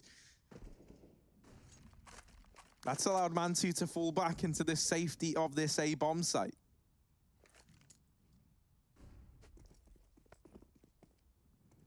OG rotate MBK up to join that man. Mantu might need to hit some shots again in this round as Astralis begin to close the distance on long. Device still on an AK. The money not quite there for Astralis, though. And this round is crucial, right? Astralis are going to get put on eco if they lose it. Same can be said for OG with their money on Rocky Road with only Mantu sitting with cash. Astralis peel back from long and go towards the toilets. With this smoke, it does allow them to drop connector without anyone seeing, but instead they're going to flash through. Glaiver's a bomb. If he goes down here and drops it over to OG, that's a big danger. But he does have support. Mantu going to look to force a fight here. Utility being set up, the timing is so good, and Mantu's going to hit the shot. He still has his teammate next to him as well, if needed, but Mantu might need to back up as Astralis have spotted him from both sides. 30 seconds, they continue to push him as Mantu fires off 2 kills, finally traded. There it is, Magisk and Device making it happen as they find a pick on the A site. Alexi B gone, and the flank is in. Device is caught with his knife out. It's just down to Magisk. Yeah, this 20 seconds doesn't really matter anymore. We're looking at the bomb plant from Magisk. Issa and Valde looking to retake the site. Magisk, not sure where their second player is coming from, but he is certainly coming from the catwalk area. By catwalk, I mean short. First peek from Magisk, he takes down Valde, looks for the second one, does it with ease. Magisk has done it again, 14-4 in the game so far, and he doesn't look to slow down anytime soon. He has almost 200 ADR as well, which is just unreal. Ace in the pistol round? Yeah, ace in the pistol. That put him up at like 430 ADR in the pistol. I mean, obviously, you know, it's average damage per round, so he'd only done it in that one round, but he's still kept up this performance throughout since on the back of it, and like, it's a great look for Magisk right now. That was a 2-on-5 for Astralis as well, right? Like, instantly made a 2-on-2 within 2 seconds of it being a 2-on-5. But quick trades on that A site were excellent for Astralis. And as you mentioned, you know, both Astralis and OG were at breaking point in terms of their money if they lose that. So that has resounding consequences here in this round. You're down to pistols on OG. They're huddled together in the connector. Now, this is a rare sight. They do this for warmth in the winter. OG huddling up. And now swarming. Now, as one, they're not that dangerous. But in a pack, these OG players could do some real damage. Thankfully, the culling is in, and it's Astralis doing all the damage. They'll get rid of this overpopulation down towards the short side. 5-3. They put a stop to OG in that round. I love the nature documentary. Yeah, I took like a real nature spin on it. Population control. Oof. It is interesting, though. I know this is a little off topic, but I've seen photos where, since, you know, people aren't out and about as much these days, some animals are sort of, you know, on their own repopulating areas that they really haven't been in a while. So as a result, you'll see, like, you know, mountain lions and driveways and deer in your yard. Craziness, really. Nature and life, well, it all kind of finds a way, doesn't it, Harry? Yeah, life does find a way. Double nade and you know, death almost finds its way into the B bomb site in this round for OG. Issa, pretty lucky to be alive. You know, if he goes around that corner a second earlier, he gets the full belt of those nades going onto him. Now, these three players for OG are about to push catwalk by the looks, or short side rather. Alexa B was considering it. They were grouped up, there was a flash getting set up, and now they go for this push. Now, in OG's mind, they've seen that short's clear. They might rotate MBK away. Actually, the opposite. Mantu's throwing flashbangs from top site down B. You can actually throw monster flashes from the A site. So he's trying to set his team up for peaks right now. And OG are pretty convinced it's B. I say that as soon as it happens, MBK begins that rotation that you're talking about, Harry. And again, the reboost for OG coming through. Could it be problems for Astralis? Glaive 0-5, waiting for his first kill. He could get the one tap, but instead holds his nerve. And Astralis actually bail out of B right now. They're walking back up connected towards A. Yeah, MBK is already there, though, waiting on the other side of the smoke. It's going to be fading real soon.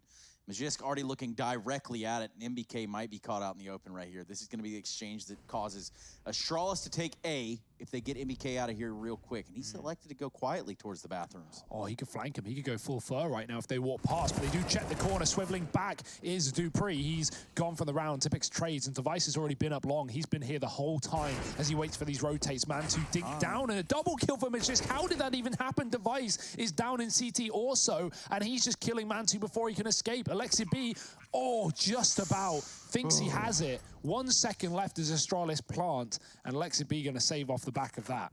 XD. Oh my, what a round. I want to see those kills from Magisk. He got like 2 wallbang kills. Was it spamming the dumpster wall? Were they boosting up? I didn't quite catch it, but however it works wonders. And Device, again, on this lurk. We talked about it yesterday versus FaZe. You know, this round, it didn't seem that influential, but Device was in such a great position up long that as his team were coming up short, even though MBK trades 1-for-1 in the toilets, well, at that point, the A site's been cleared. Astralis don't need to worry. They can focus on getting those kills on the CT players. And yeah, it's just a 6th round for them on this T side. Yep, Special Agent Glaive and Detective Magisk on the case. 16-4, he's really done it. I know we sang his praises a few rounds ago, but influential. See the 2 frags coming in there just before Device gets his on a Mantu, and that's really what sealed the deal here. That timer did get dangerously low, but that seems to be a problem we're finding a couple teams in more often than not these days. Astralis being one of them. Well, luckily it won't come back to haunt them, not for the moment.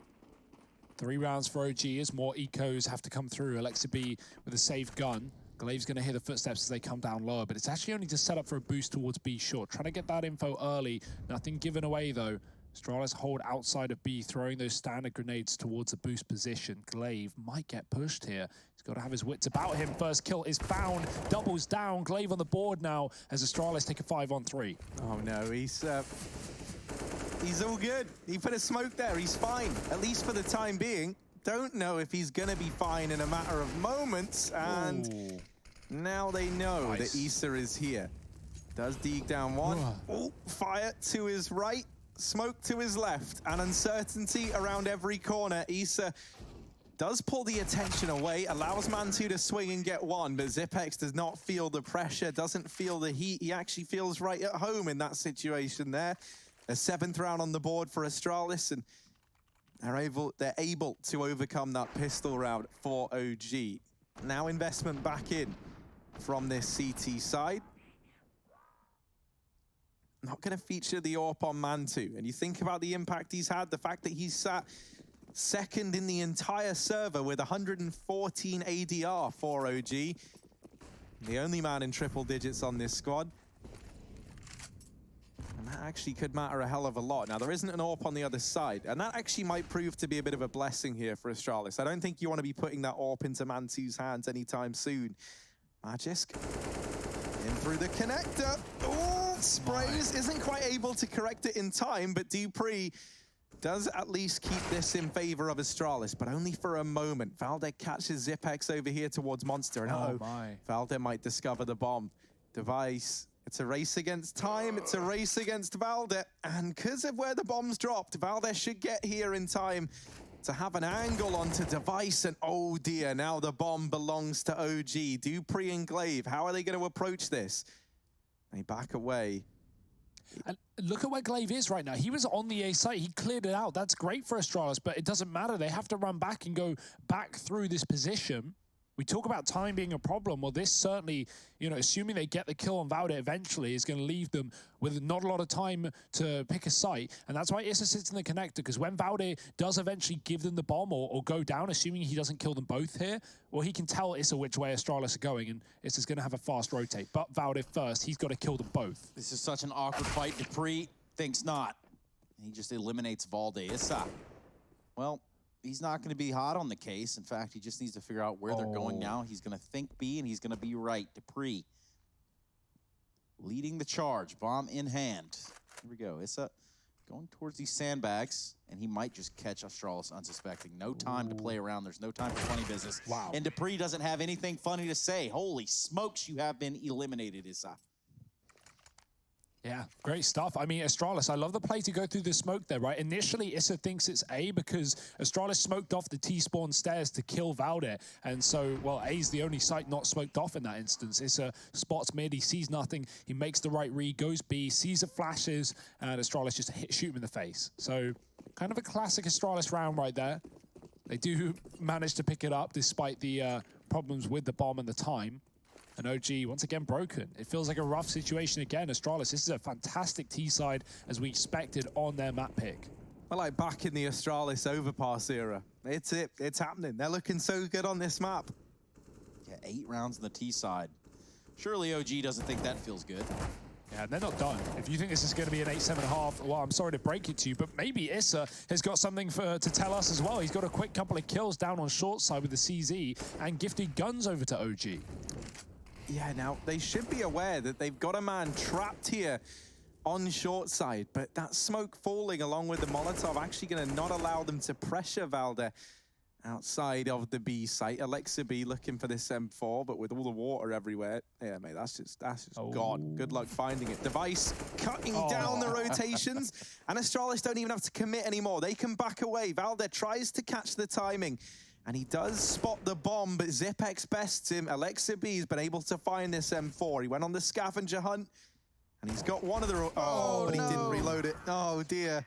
Oh, dear. I hate to see that. Oh, that's a feels bad, man. Look at Magisk. He is just styling right now. 20-6. He is not giving them a chance. That M4 that got dropped over, it was cursed from like round 1, man. Not only did it get like shot into the water and disappear, and it took Alexa B, you know, a solid 20 seconds to find it. Maybe it got jammed. And then it only had 2 bullets. Yeah, waterlogged, perhaps. Yeah. Are we going to get an angry... No, not for me. You might, from the general public. Honestly, I'm going to go on a limb here and say that the AK is way more resilient than the M4 in real life. It's a safer bet to make. Oh, that's a 2-for-1, but just gets hit there. And Issa still pushes through Monster despite this being a 4-on-4. That's given Astralis a way back in. Yeah, I imagine this is on the back of like Valde having a couple of successful pushes through Monster, going uncontested. They try and force the issue, and that has given Astralis a way back into this round, and now they look to pounce upon it. You can't give Astralis advantages, because they will take them with a hop, skip, and a jump. Mantu, now the last man remaining in a 1v4 here at round 13. No money for OG on the back of this round. They're in that horrid spot that we've spoke about many a time here in the Pro League, where they lose a round, they partial buy, they lose that round, they fall buy, they lose that round, they partial buy, and you just rinse, repeat that forever. Mantu, still floating around, but he's not gonna, you know, it's not gonna be like any sort of Woxic, Rop, sick, you know, last-minute retake here. He doesn't have a kit, so that's not an option. There are kits dropped. Maybe there's a chance he can get into the swing of things. He smokes it, I think, trying to give the illusion that he's backed away. And now he's got the kit, but there's still a man here, and run. Spots him. Mantu going for a very aggressive save, and yeah, he gets shut down. It's a bit of an awkward one. I think he thought the site was empty, and then realized upon seeing the guy down in Monster, I actually can't stick this defuse. I don't know why he didn't go short there. That's the weird thing, right? Like, after he spots the player run Monster, I know he wants to get the kill, but he could have found the timing. If he runs short, hits the surf, I mean, I'm being optimistic here. Obviously. Very optimistic. Yeah, but that's not a hard Not serve only to that, hit. he doesn't know where the rest of Astralis are, true. right? There's still 3 players left. So he just tries, you know, from the guy running away, it's pretty clear that he's probably doesn't help alone. he get smoked in Monster. No, and that's the thing. I don't Yeah. think he ever anticipated that He would've got the smoke kill to still otherwise. be held. And so now, surprise, surprise, partial buy for OG. They're back in this spot again. Yeah, this has not gone well for OG at all. 10-3. Astralis on their T side. Well, you don't want to, you know, count your chickens before they hatch or whatever that saying's all about. But in this instance, Well, when we saw Astralis, you know, on this map yesterday, they did get 12 T rounds versus FaZe, and then, you know, 4-1 on CT side after FaZe 1 pistol. So things are stacking up as they should, I would say here, Trace. ducks in a row. And so far, it's just going to be OG in a row, just getting smoked here from these weapons to the side of Astralis. Now, hold on a second. MBK finds a kill with his scalp, but he's going to have some unwanted company here real soon. He's not going to be okay with that either. Looks for another kill here with the scalp, and that's weird enough. Finally, he goes down. And this is awkward. Alexi B just hiding outside of this A site after the bomb has been planted. With a grenade in his hand, he will say goodbye, everybody. Oh, that's brutal. He's got to go. He's going to leave it all behind. And now OG have to face the truth, Hugo. They do, and the truth is, well, the brutal reality of this scoreline, 11-3 with 12 around the corner. OG want to put a stop to it. They want to put one more on the board. Their 3 rounds were 4, 5, and 6 in this game. So their first, you know, rifle round and then the follow-ups off the back of that. So, yeah, some time ago, Astralis streaking together quite the T side, and they're going to look to finish it with a B rush. Yeah, real change of pace just to get in the face of OG and get in their heads heading into the last round of this first half. Dupree provides the entries necessary alongside Magis to secure this site. OG now in a 3-on-5, and this is a situation usually you'd be saving it if you're OG, but they don't have that option. I mean, they do, but you know, do you want to get reamed down for that forever? Probably not. So we call that a stunner classic, saving in round 15. Yeah. Hey, man, sometimes the numbers get away from you. You know, it's late at night. The midnight oil is burning. Yeah, and I mean, this round's fully burnt out for OG. It's Astralis, 12-3 at the end of that first half. A dominant performance from Magisk and Dupree, as we see right there. 168 ADR on Magisk. This is a game where he is firing on all cylinders, so you do not want to miss the conclusion of this second map. You're going to have to stick around. We'll be back with it after a quick break.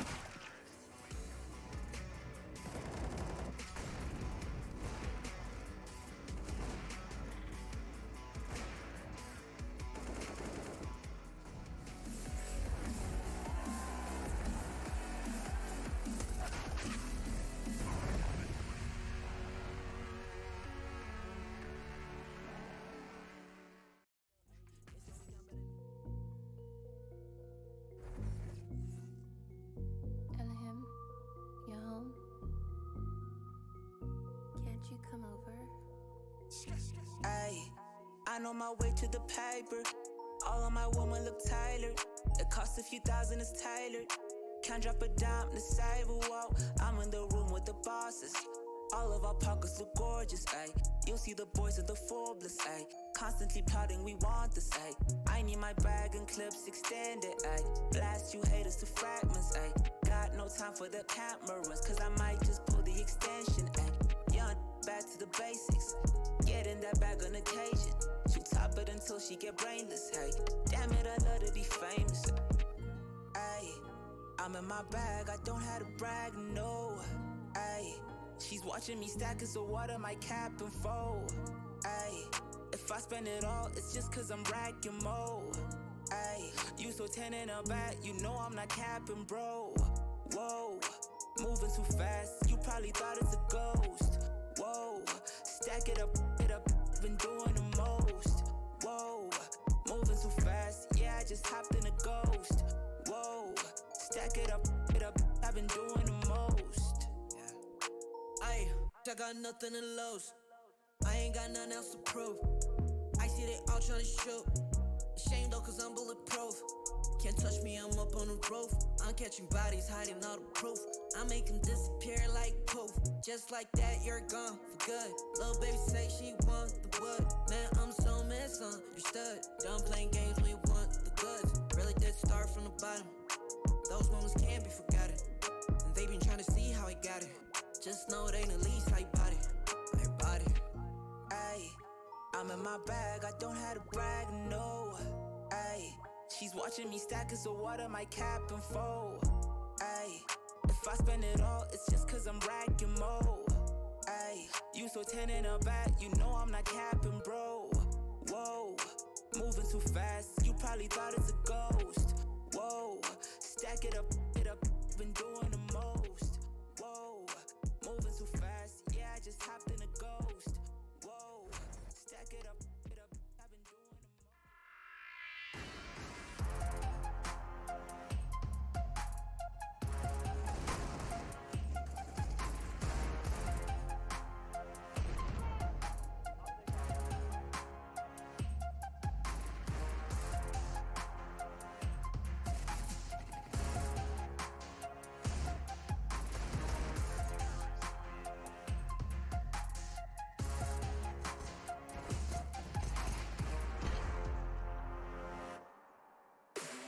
12-3 at first half score line, and you're going to be taking a look at Magisk. He's going to be that hot player to watch as we go forward. 23-6. He's got 7 multi-kill rounds in what has been the decimation of this OG squad. And perhaps we're going to get a little bit of taste of that here on this pistol round. They set their sights over here on the B site very fast. Ooh. Here we go. A flurry of grenades. Zipex playing up close. It's going to be just MBK, though, and Issa teaming up for 3 frags. That's going to go a long way for OG. Yeah, that's the start they needed, right? Without a pistol round, it's likely a done deal. It's likely Astralis sweeping the series, but now a chance to convert. It's not over, though. Dupree on a big flank. They don't have a kit. Device has a, not even a flash, a decoy, so just focus on the headshots. Wow. And there's another one. A player pushed back towards short. Dupree's there, ready and waiting, and Device is trying to clear out the man in the pit right below him. Stuck in a 1-on-2 on the site. Dupree is late to the party. He needs to come through a smoke. Device has another. This is falling apart. Alexibi needs to clutch this one out, and he's going to get knocked in the smoke. What? Dupree's been watching Fnatic nice and closely, and he's learned how to wield that weapon to maximum efficiency. 13 on the board for Astralis as they turn that pistol round on its head. That was a 2-on-4 retake from Astralis. Why and is he Dupree doing that? doing his best. What, JW, Flusher, could be any of them at this point. Impression over here on the CT side. 13-3. And what a way to start this second half for Astralis. If that hasn't sent a message to OG, then what will? Well, these GG.bet odds might 1 to 15.33. My goodness. It's not even close in this game. 13-3 the score line itself. So quite a showing of force there on the pistol round, and one that OG certainly could have grabbed. They got the first couple of kills, and well, after that, that's all she wrote. Valde on the Krieg is going to make short work of Device. We also see an AK on MBK's back. He was one of the players that really got them into that B-bomb site last round, so perhaps he can make a difference here, and he already has. Zipex on the push, gets punished for it. Now we have a 3-on-4, Magisk, Dupree, and Glaive. I like the slowdown from OG as well, right? At this point, every round matters, every moment counts, and with the man advantage, they slow it down, hold position, and wait for Astralis to make a mistake. That is a rarity, though. So Astralis not budging for the time being. They're happy to gamble, knowing that, you know, if OG were to just contact walk B, if MBK goes through Monster, they just win the round. There's no one there. And that would be free info for OG, but they don't want to make that risk. They don't know where Astralis sits. So 2A site, one in the connector, Glaive cutting off the rotation, and he might just get back flanked here. Alexi B, does he check, or does he go to B short? It's a 50-50. He's going to get flashed out. He's cleared the corner, and he's just walked right past Glaive there. If he drops here as well, that makes noise. Glaive, he's ready despite the lack of noise. He gets that kill down lower, but that's forced a rotation to Dupree. The bomb was sitting party, and this is followed up onto Magisk. A bit of a risk for Astralis as they gamble, rotate off the back of just one man. And that is going to loosen the round. If they held position there, I think Astralis would have won that 3-on-4 because, you know, the Glaive would have killed the B players, and OG would have therefore just walked up short into the double setup from Astralis. So, yeah, not holding their own for long enough. Yeah, and that player with his back turned and connector really should be counting his lucky stars.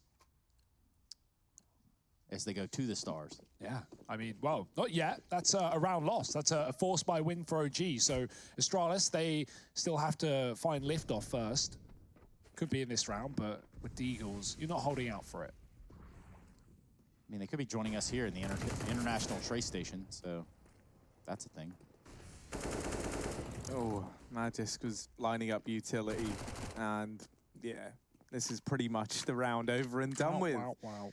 There wasn't any armor on any of these Deagle players. Astralis putting a lot of emphasis on bringing utility into this round, and they don't really get anything done with the utility they bring into this round. So a 5th round on the board for OG with 5 players staying alive.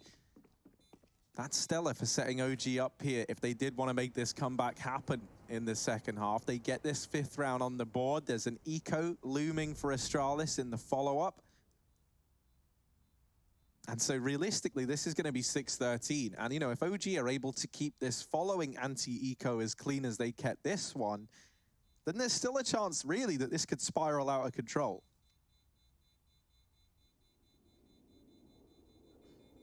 Got to really take it round by round at this point, though, if you're OG. Don't want to think about the late game. You can save from Dupree, but the buy for Astralis is round the corner.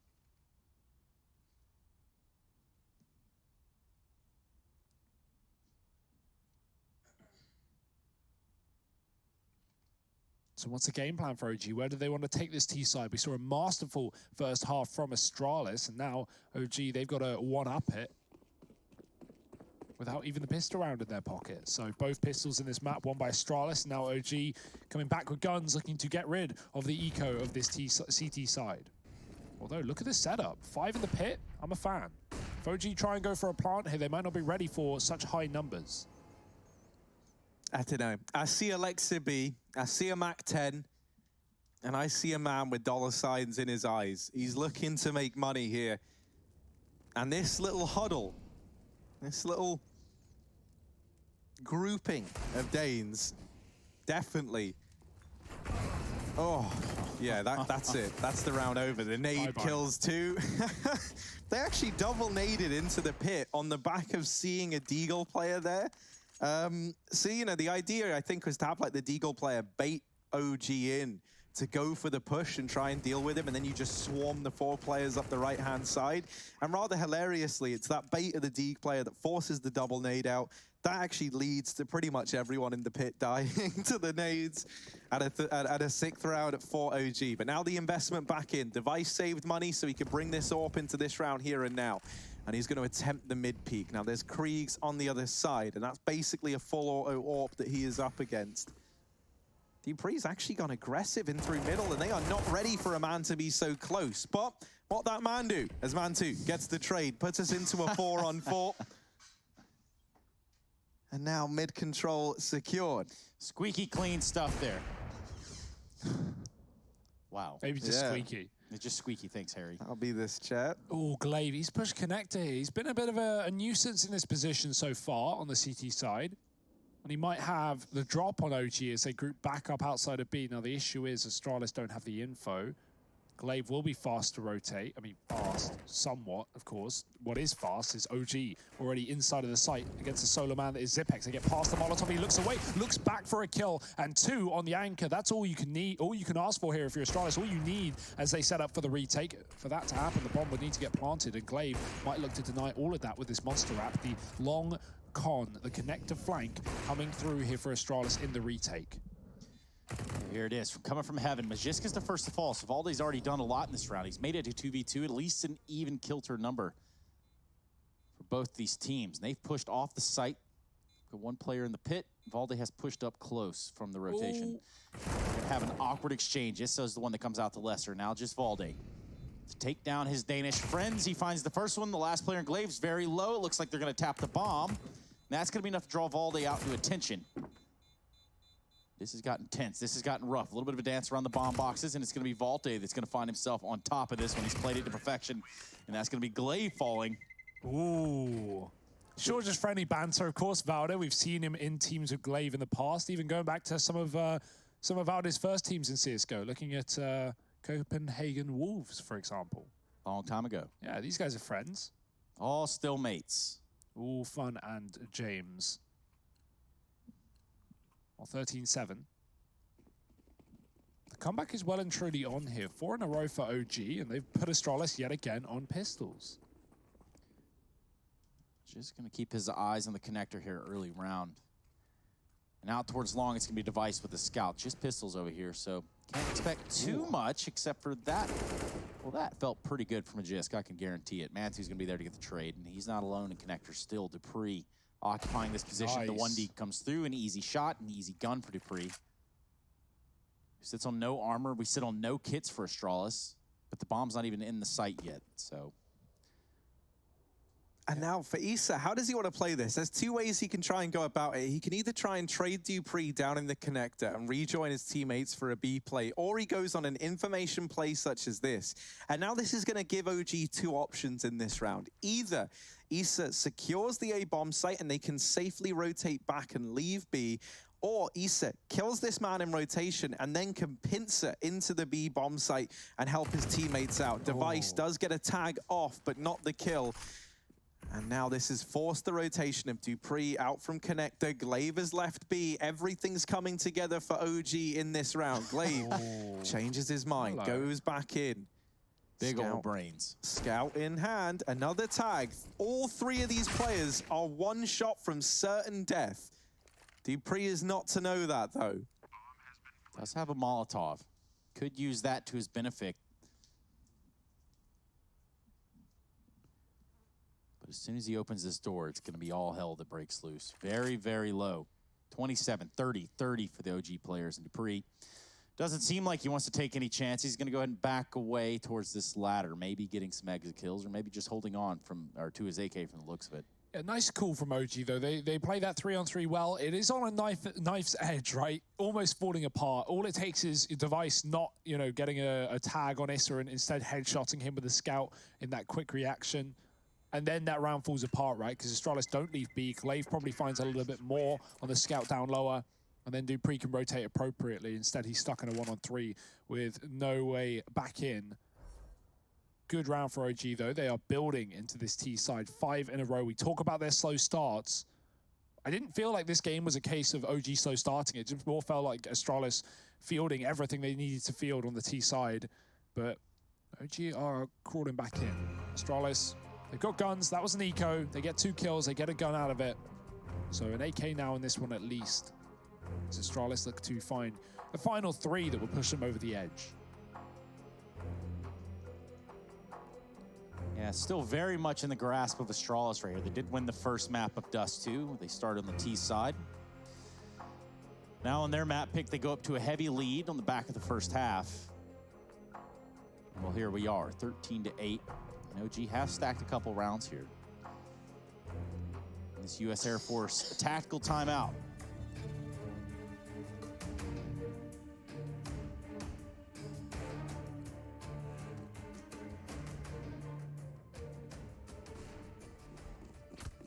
No orbs in play.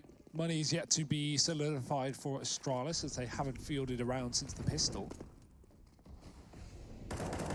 Early presence outside of B for OG as they look to take control towards Shortwater. Astralis' Molly has delayed that play and they once again have a man in the connector just to keep caution over these rotations. Dupree, oh, I like this play. He's got a little bit of an angle. He's going to spot down into B and spray away for 1. Can't convert the kill into Issa, but he might just be able to through the wall. There it is, bomb dropped. And all the info for Astralis, the rotation's already coming down lower. That's an optimistic one for Dupree. I don't know if he meant to jump. I'm going to go with no. Yeah. I'm going to go with that was a big whoopsie there for Dupree, but gets 2 kills, bomb spotted. And for the time being, they've cordoned themselves off here in this water area. Device wants to make sure that it stays that way. He's going to start to head towards T-spawn. Now, what that does is create an awkward exchange here. Gives a little bit of an avenue for the side of OG. If they really think about it, they could clear connector, run back up, but they don't know it's clear. They were setting up for a boost, but now a jump spot from a Jisk should shut that one down. They might not go for it, knowing that they've been spotted up close. Mantu with a trade, but he gets pushed from the flank. Device able to close out the round. That's a great round for Astralis. I love this setup. They don't let OG boost. Dupree doesn't let them even get it up B short, you don't typically see the first contact into B short coming from connector because Dupree even playing in this way leaves him open to getting chased down the hallway, but No one was in that position for OG, so dupreeh is safe. Yeah, and I mean, maybe, just maybe it was on purpose from dupreeh, but, you know, maybe we'll also get the opportunity to ask him in the post-game if he joins us. It could have just been a ballsy, you know, let's go for it, why not, I mean, 5-on-3. A lot of players hang out on the side of that railing right there outside of connector, right? This was cool as well. In this round, Glaive and Zipex pull the boost in over in towards middle. It's a great gimmick to just net you one frag. And, you know, when you're Astralis in this situation now, you're 14-8 up. You do only need, you know, you only need a gimmick to work once in this situation and give you a man advantage in a round like this, where you've got OG on the ropes, where they're feeling the pressure, and you yourself are almost at the finish line. It's a perfect time for them to pull that boost in. MBK will equalize this back into a 4-on-4 there. That's a little bit heartbreaking for Astralis. They jump spot him. They know that he's here alone. Where are the rest of OG? They're over here in top mid. Astralis aren't to know that yet, though. Well, they can guess, right, by the fact that they only see MBK down outside B short, but Astralis don't want to gamble. They just go 2-2 in this 4-on-4. Safe one. dupreeh going to skirt himself in the corner. When that smoke fades, Valde might have the advantage if he walks a little bit closer to it. But re-smoke down for Astralis, so they don't want to give away an opportunity. dupreeh goes inside the smoke. That gets spotted. No chance this time. Valde's ready for it. MBK doubles down on the B site in the meantime. And now Device has to hold the line against everyone that pushes him on this A site. He gets the bomb, but immediately traded by Valde. And OG, despite going down 5-on-4 early, they recover it really well. MBK with a huge round, picking up Glaive and then pushing into B on a lurk and finding 2 kills. OG at that point just commit towards A because that's where the bomb is, and they can just trade out the final player. 9 rounds. It's happening, boys and girls. It truly is happening. Yeah, Harry, you know, I could just see you about to say it, so I'm going to steal the words right out of your mouth. Come back. That is real. Yeah, that is exactly what I was about to say, and it feels like it right now. OG, 5 rounds between them and Astralis, and no money in this round for the Danes. This is where OG are hoping to pick up their 10th and reach double digits as they try and take us to a 3rd map. Now, obviously, that would be Inferno if we get there. And OG, they've certainly made a case for it right now. They set up this time to secure some connector control. Magisk in this position. Where's Zipex at? He's underneath him. Okay, he's boosting Glaive up, right. This could prove to be a very fruitful boost. They're not looking for it currently. And that's going to be the start of it. Glaive finds one. Now knowing that they're boosted there, Lexi B is going to have to go for the spam. Instead, as he opens the door, Glaive gets just straight up shot down. And that's going to be a 3-on-4. They know the Zipex has to be somewhere around here. They check it, and he's only good for 1. So there you have it. They're going to pick up this bomb, and when I say they, it's Alexi B. He's going to head towards B a little bit late. Ooh. However, Device has his own plans. Uses his scout with absolute violence. He's keeping an eye on this site. B is going to be where this bomb lands itself. Eventually, dupreeh will kind of skedaddle on over here from the connector side. So that smoke's going to give it away. Your Device holding on.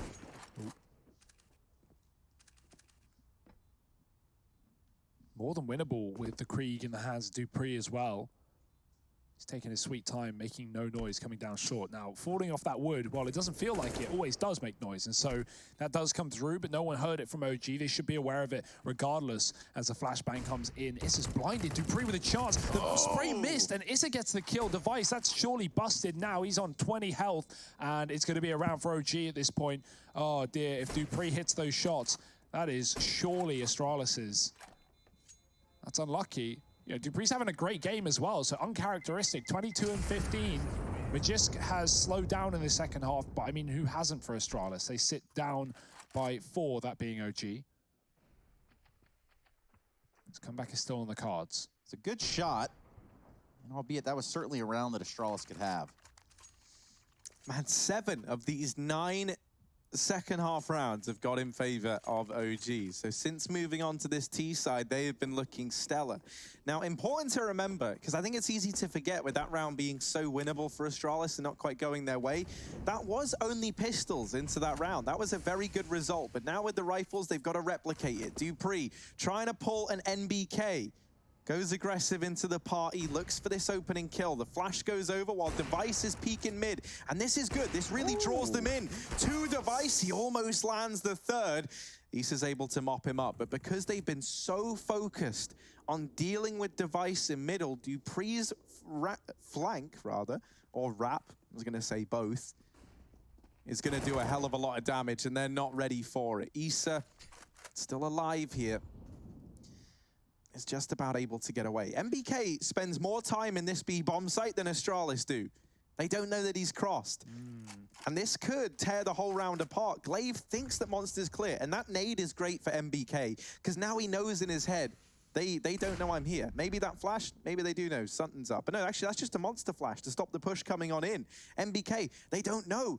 Magisk is about to go walking up into his crosshair, and they didn't realize. Issa helps him out, and now down to the 2v2, Dupree and Zipex. And Zipex gets caught with a nade out, but MBK not able to adjust in time. The nade has done it. Astralis gonna take 15 match and series point. Crazy. Scary scenes here at the Pro League. Yeah, I was going to say, you know, Dupree, I didn't want to criticize his play because he makes the right play, but when he flanks Playground, there are 2 players there, and the bomb's there. He lets the bomb get away. He gets 1 kill, and he instantly falls back. Now, that is, in every way of the word, as the safe play, the right play. But if he kills the bomb there, the round is probably done. So you could argue, you know, Dupree, play aggressively, play wide, don't take 1, and, you know, try and just close the round. And that was 360 no-scope from Zipex to end it out too. So, sure. I mean, with the nade. There's no scope. The YY ladder fakey. We're going back to, you know, old school Call of Duty console montages now, Trace. Console gamers. Lol. Not me, don't worry. Anyway, back to the real games here. I'm just kidding. All gamers are equal. Ooh, the flash. Oh, it was good, but this is still going to get away with the kill. Only blinded for a second, looking into the wall. That's a huge frag to find early. Dupree dead. He was a destruction in the previous round, coming in on that flank, that Playground. Zipnex gets tapped out of this server. MBK really looking sharp in this map as well. He had a really rough performance at the B site of Dust too. Of course, Astralis were just destroying that site and anyone inside of it. So Overpass tending itself a little bit better here for OG. I want to see more from them on this map. Not just in this game, but moving forward in the Pro League as well. But right now, there are still more rounds to be played. A 5-round comeback, they're looking for it. They're looking for overtime. We're just going to drop the first man outside of B. More, and that came from, though, oh dear, missed shot from Mantu, and Magiska's going to double down. There's a chance here. The bomb's dropped, and he blind gets a 3rd kill. Magiska's just saved Astralis and put them back in the advantage.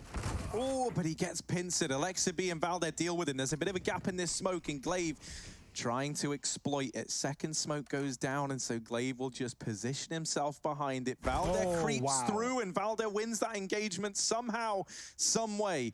Device is suddenly thrown into this clutch. 1v2 required. Alexa B has the bomb on his back, but Device with the wall bang through the sandbags. 7 seconds, Valder burns to death. Wow. And that's how it ends for OG. Astralis, they take the 2-0. And Valder feels bad man for him there. Astralis get the job done in 2. A good effort at the comeback from OG, and it's saddening to see it fall apart in that fashion. But what a series, what a game. And we'll be back to discuss what this means for the standings, as well as the schedule for tomorrow's show after a break. So stick around.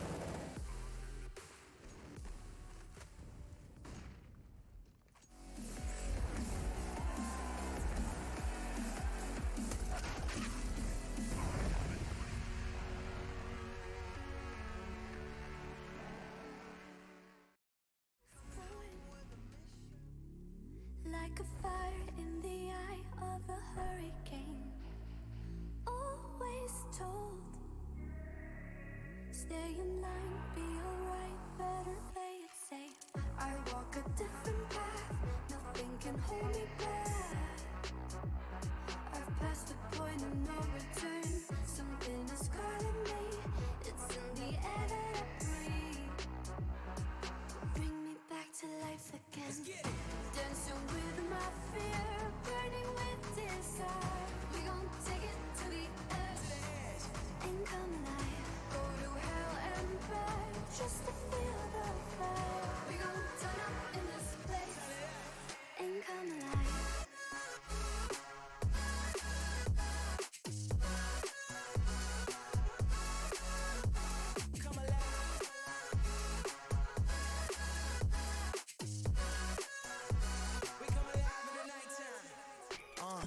Fly so high they can't touch us.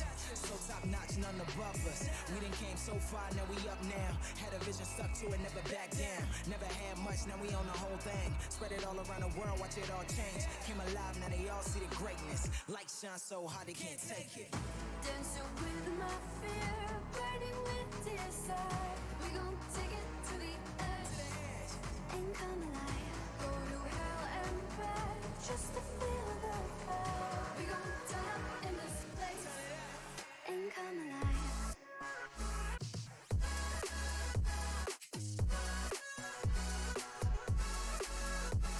Come alive.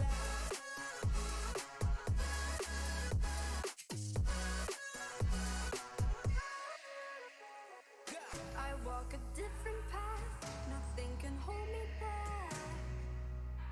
I passed the point of no return, something is calling me. It's in the air that I breathe. Bring me back to life again. Dancing with my fear, burning with desire. We gon' take it to the edge and come alive. Go to hell and back just to feel the fire. We gon' turn up in this place and come alive.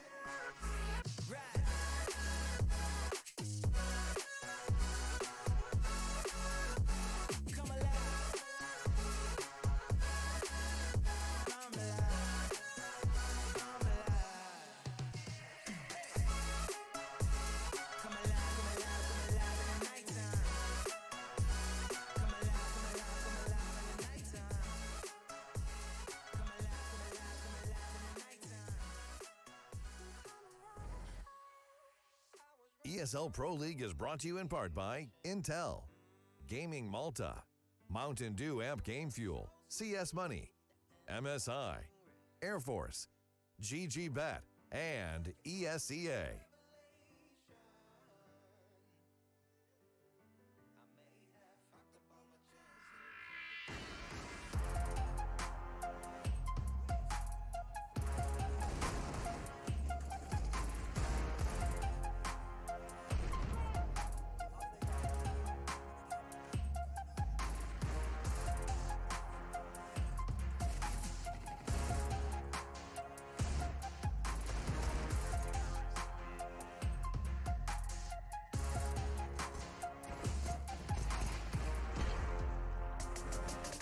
Welcome back, everybody, into a series that was the hot match of the day. Turns out it was a little bit more lukewarm, maybe even a medium rare with a cold center, which might even be constituted as a blue rare. Either way, this is the Mountain Dew Amp Game Fuel post-match, and this is the right place to be as we get to break down this series of OG and Astralis going head-to-head here across two maps. We only got to see Dust 2, we only got to see Overpass, and we only got to see Astralis do what they had to do. Here I'm joined by Harry and Hugo. Guys, what do you got to say about yourselves? OG, they have the resilience, man. They at least pulled that second map back, right? That looked like it was done. We had the similar, the FaZe Astralis situation where they 12-3 the first half and they just start rolling, you know, even winning the pistol on the CT side. But OG, the second round force, a few rounds off the back of that, a streak. You got to give credit to them where credit is due. But Astralis, man, like said, slow starters in the group, they're always warming up. They're always getting better. Here's a guy who came into this game warmed up. Look, this was a pistol ace in the first half, in the first round of this map. Magisk ends up going 41-26 across this series, and he was a force to be reckoned with. Yeah, he really was. You know, I think Astralis owe a hell of a lot to him just on how he started the first half of this map. And then obviously, as he went on, we saw the rest of the gang starting to catch up in Device and Dupree. And I think, Device, once again, played a pretty pivotal role here on Overpass, as he so often does, with these lurks over on the T side. Yeah, hilarious to see him close out the series in the same way they closed out that series versus FaZe, or at least the map nuke against FaZe, right? That dunk on the grenade onto Cold Zero from Device. Well, he does a similar thing there at Overpass from Heaven. Molotov to burn out Valde to win that series. You love to see it. You do absolutely love to see it. We got the numbers here as if you need to be caught up. OG do lose this hot match. Astralis looking comfortable. Looking back to the Astralis that we know to be dominant. After last night and tonight, they've shown us just about everything that we need to see. Device certainly part of that. Yeah, 100%. Device was looking good, and that just kept up on Overpass as it did yesterday. I want to see more of Device on that map. Yeah, well, we're going to see more Device right now. Thank you so much for the tee up right there, Harry. Now, the thing is that I just saw that this man was holding a puppy, and if we don't get him back on the stream, he's probably not going to be too happy. We have a Device on the line. Can you hear me, buddy? Yeah, hi. Hi. Yeah, I had the puppy before, but he's a little bit sick, so I guess I'll leave him alone. He has a little bit of a kennel cough, it's called, so he's just chilling right now. We don't like sick doggos around here, so best wishes to for the pup. Thank you. Another thing I just want to kind of get into before we really start talking about the match is sort of the production value here. We see that you have somebody holding the device for you on device. Yeah. So that's cool stuff.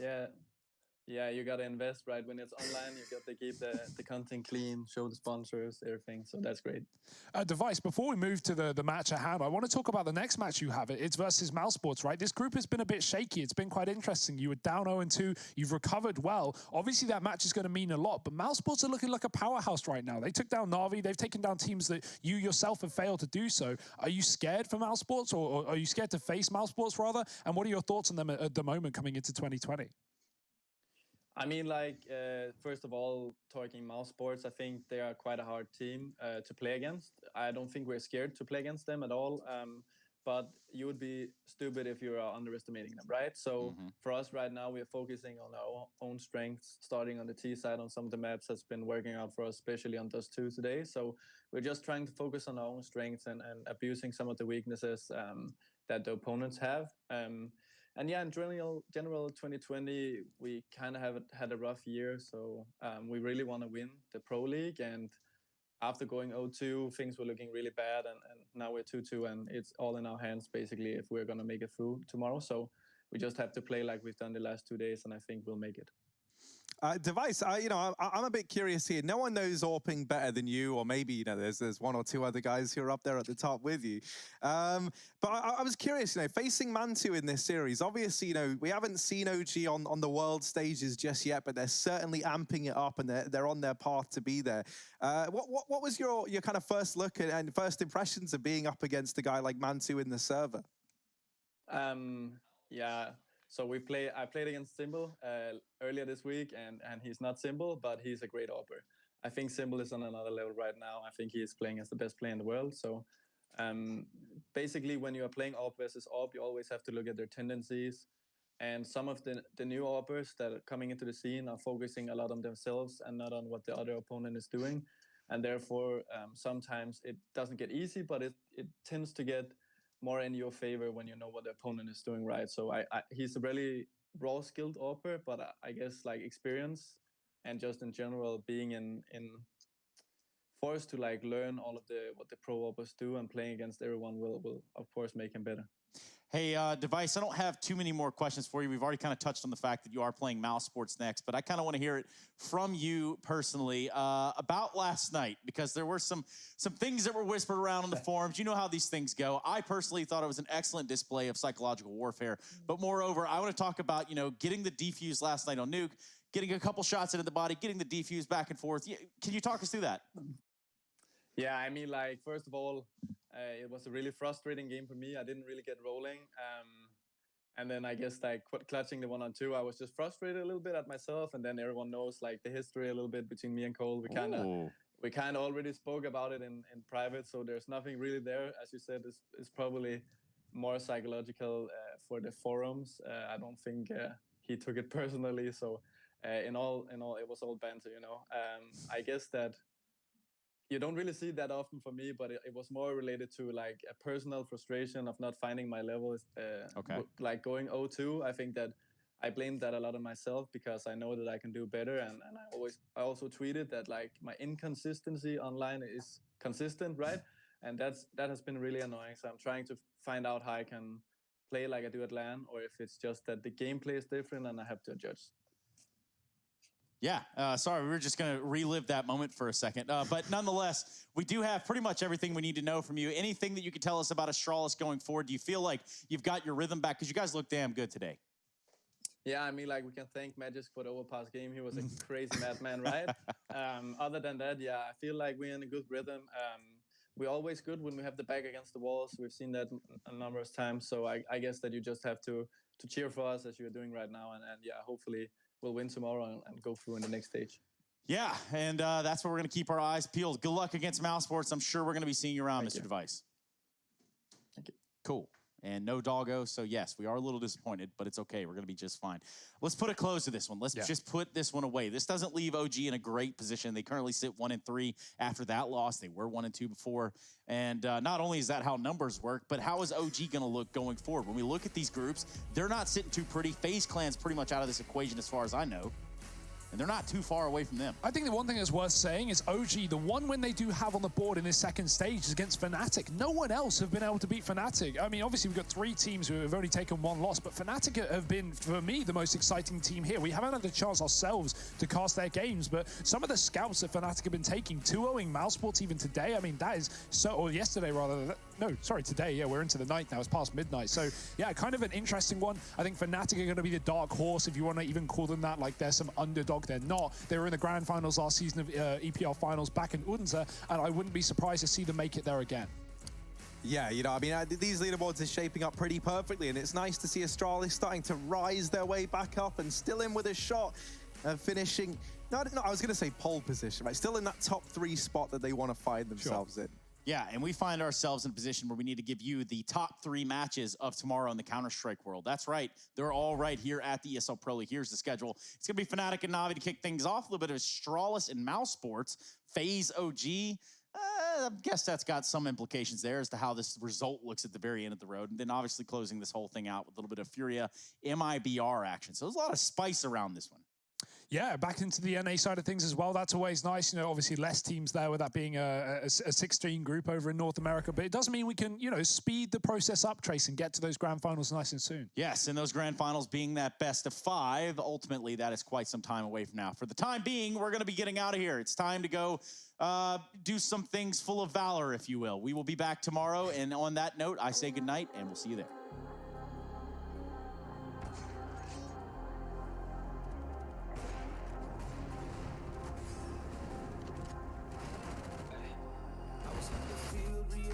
I could make it. Sacrificed all my time towards greatness. Been alone in the dark, isolated. And my dreaming isn't real, what separates me.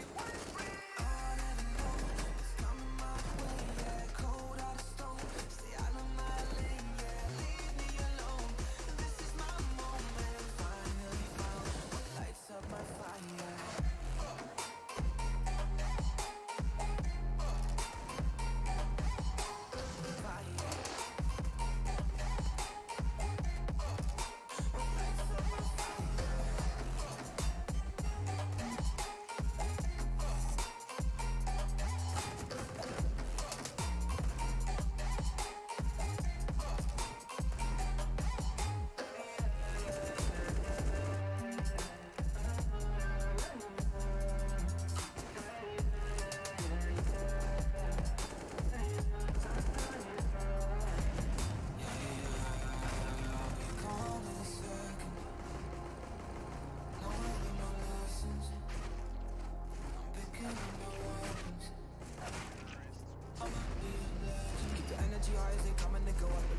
When I'm taking it home, I'm stepping it up to another level. Time moving faster than ever before. They don't really know about honesty, but they don't really grow.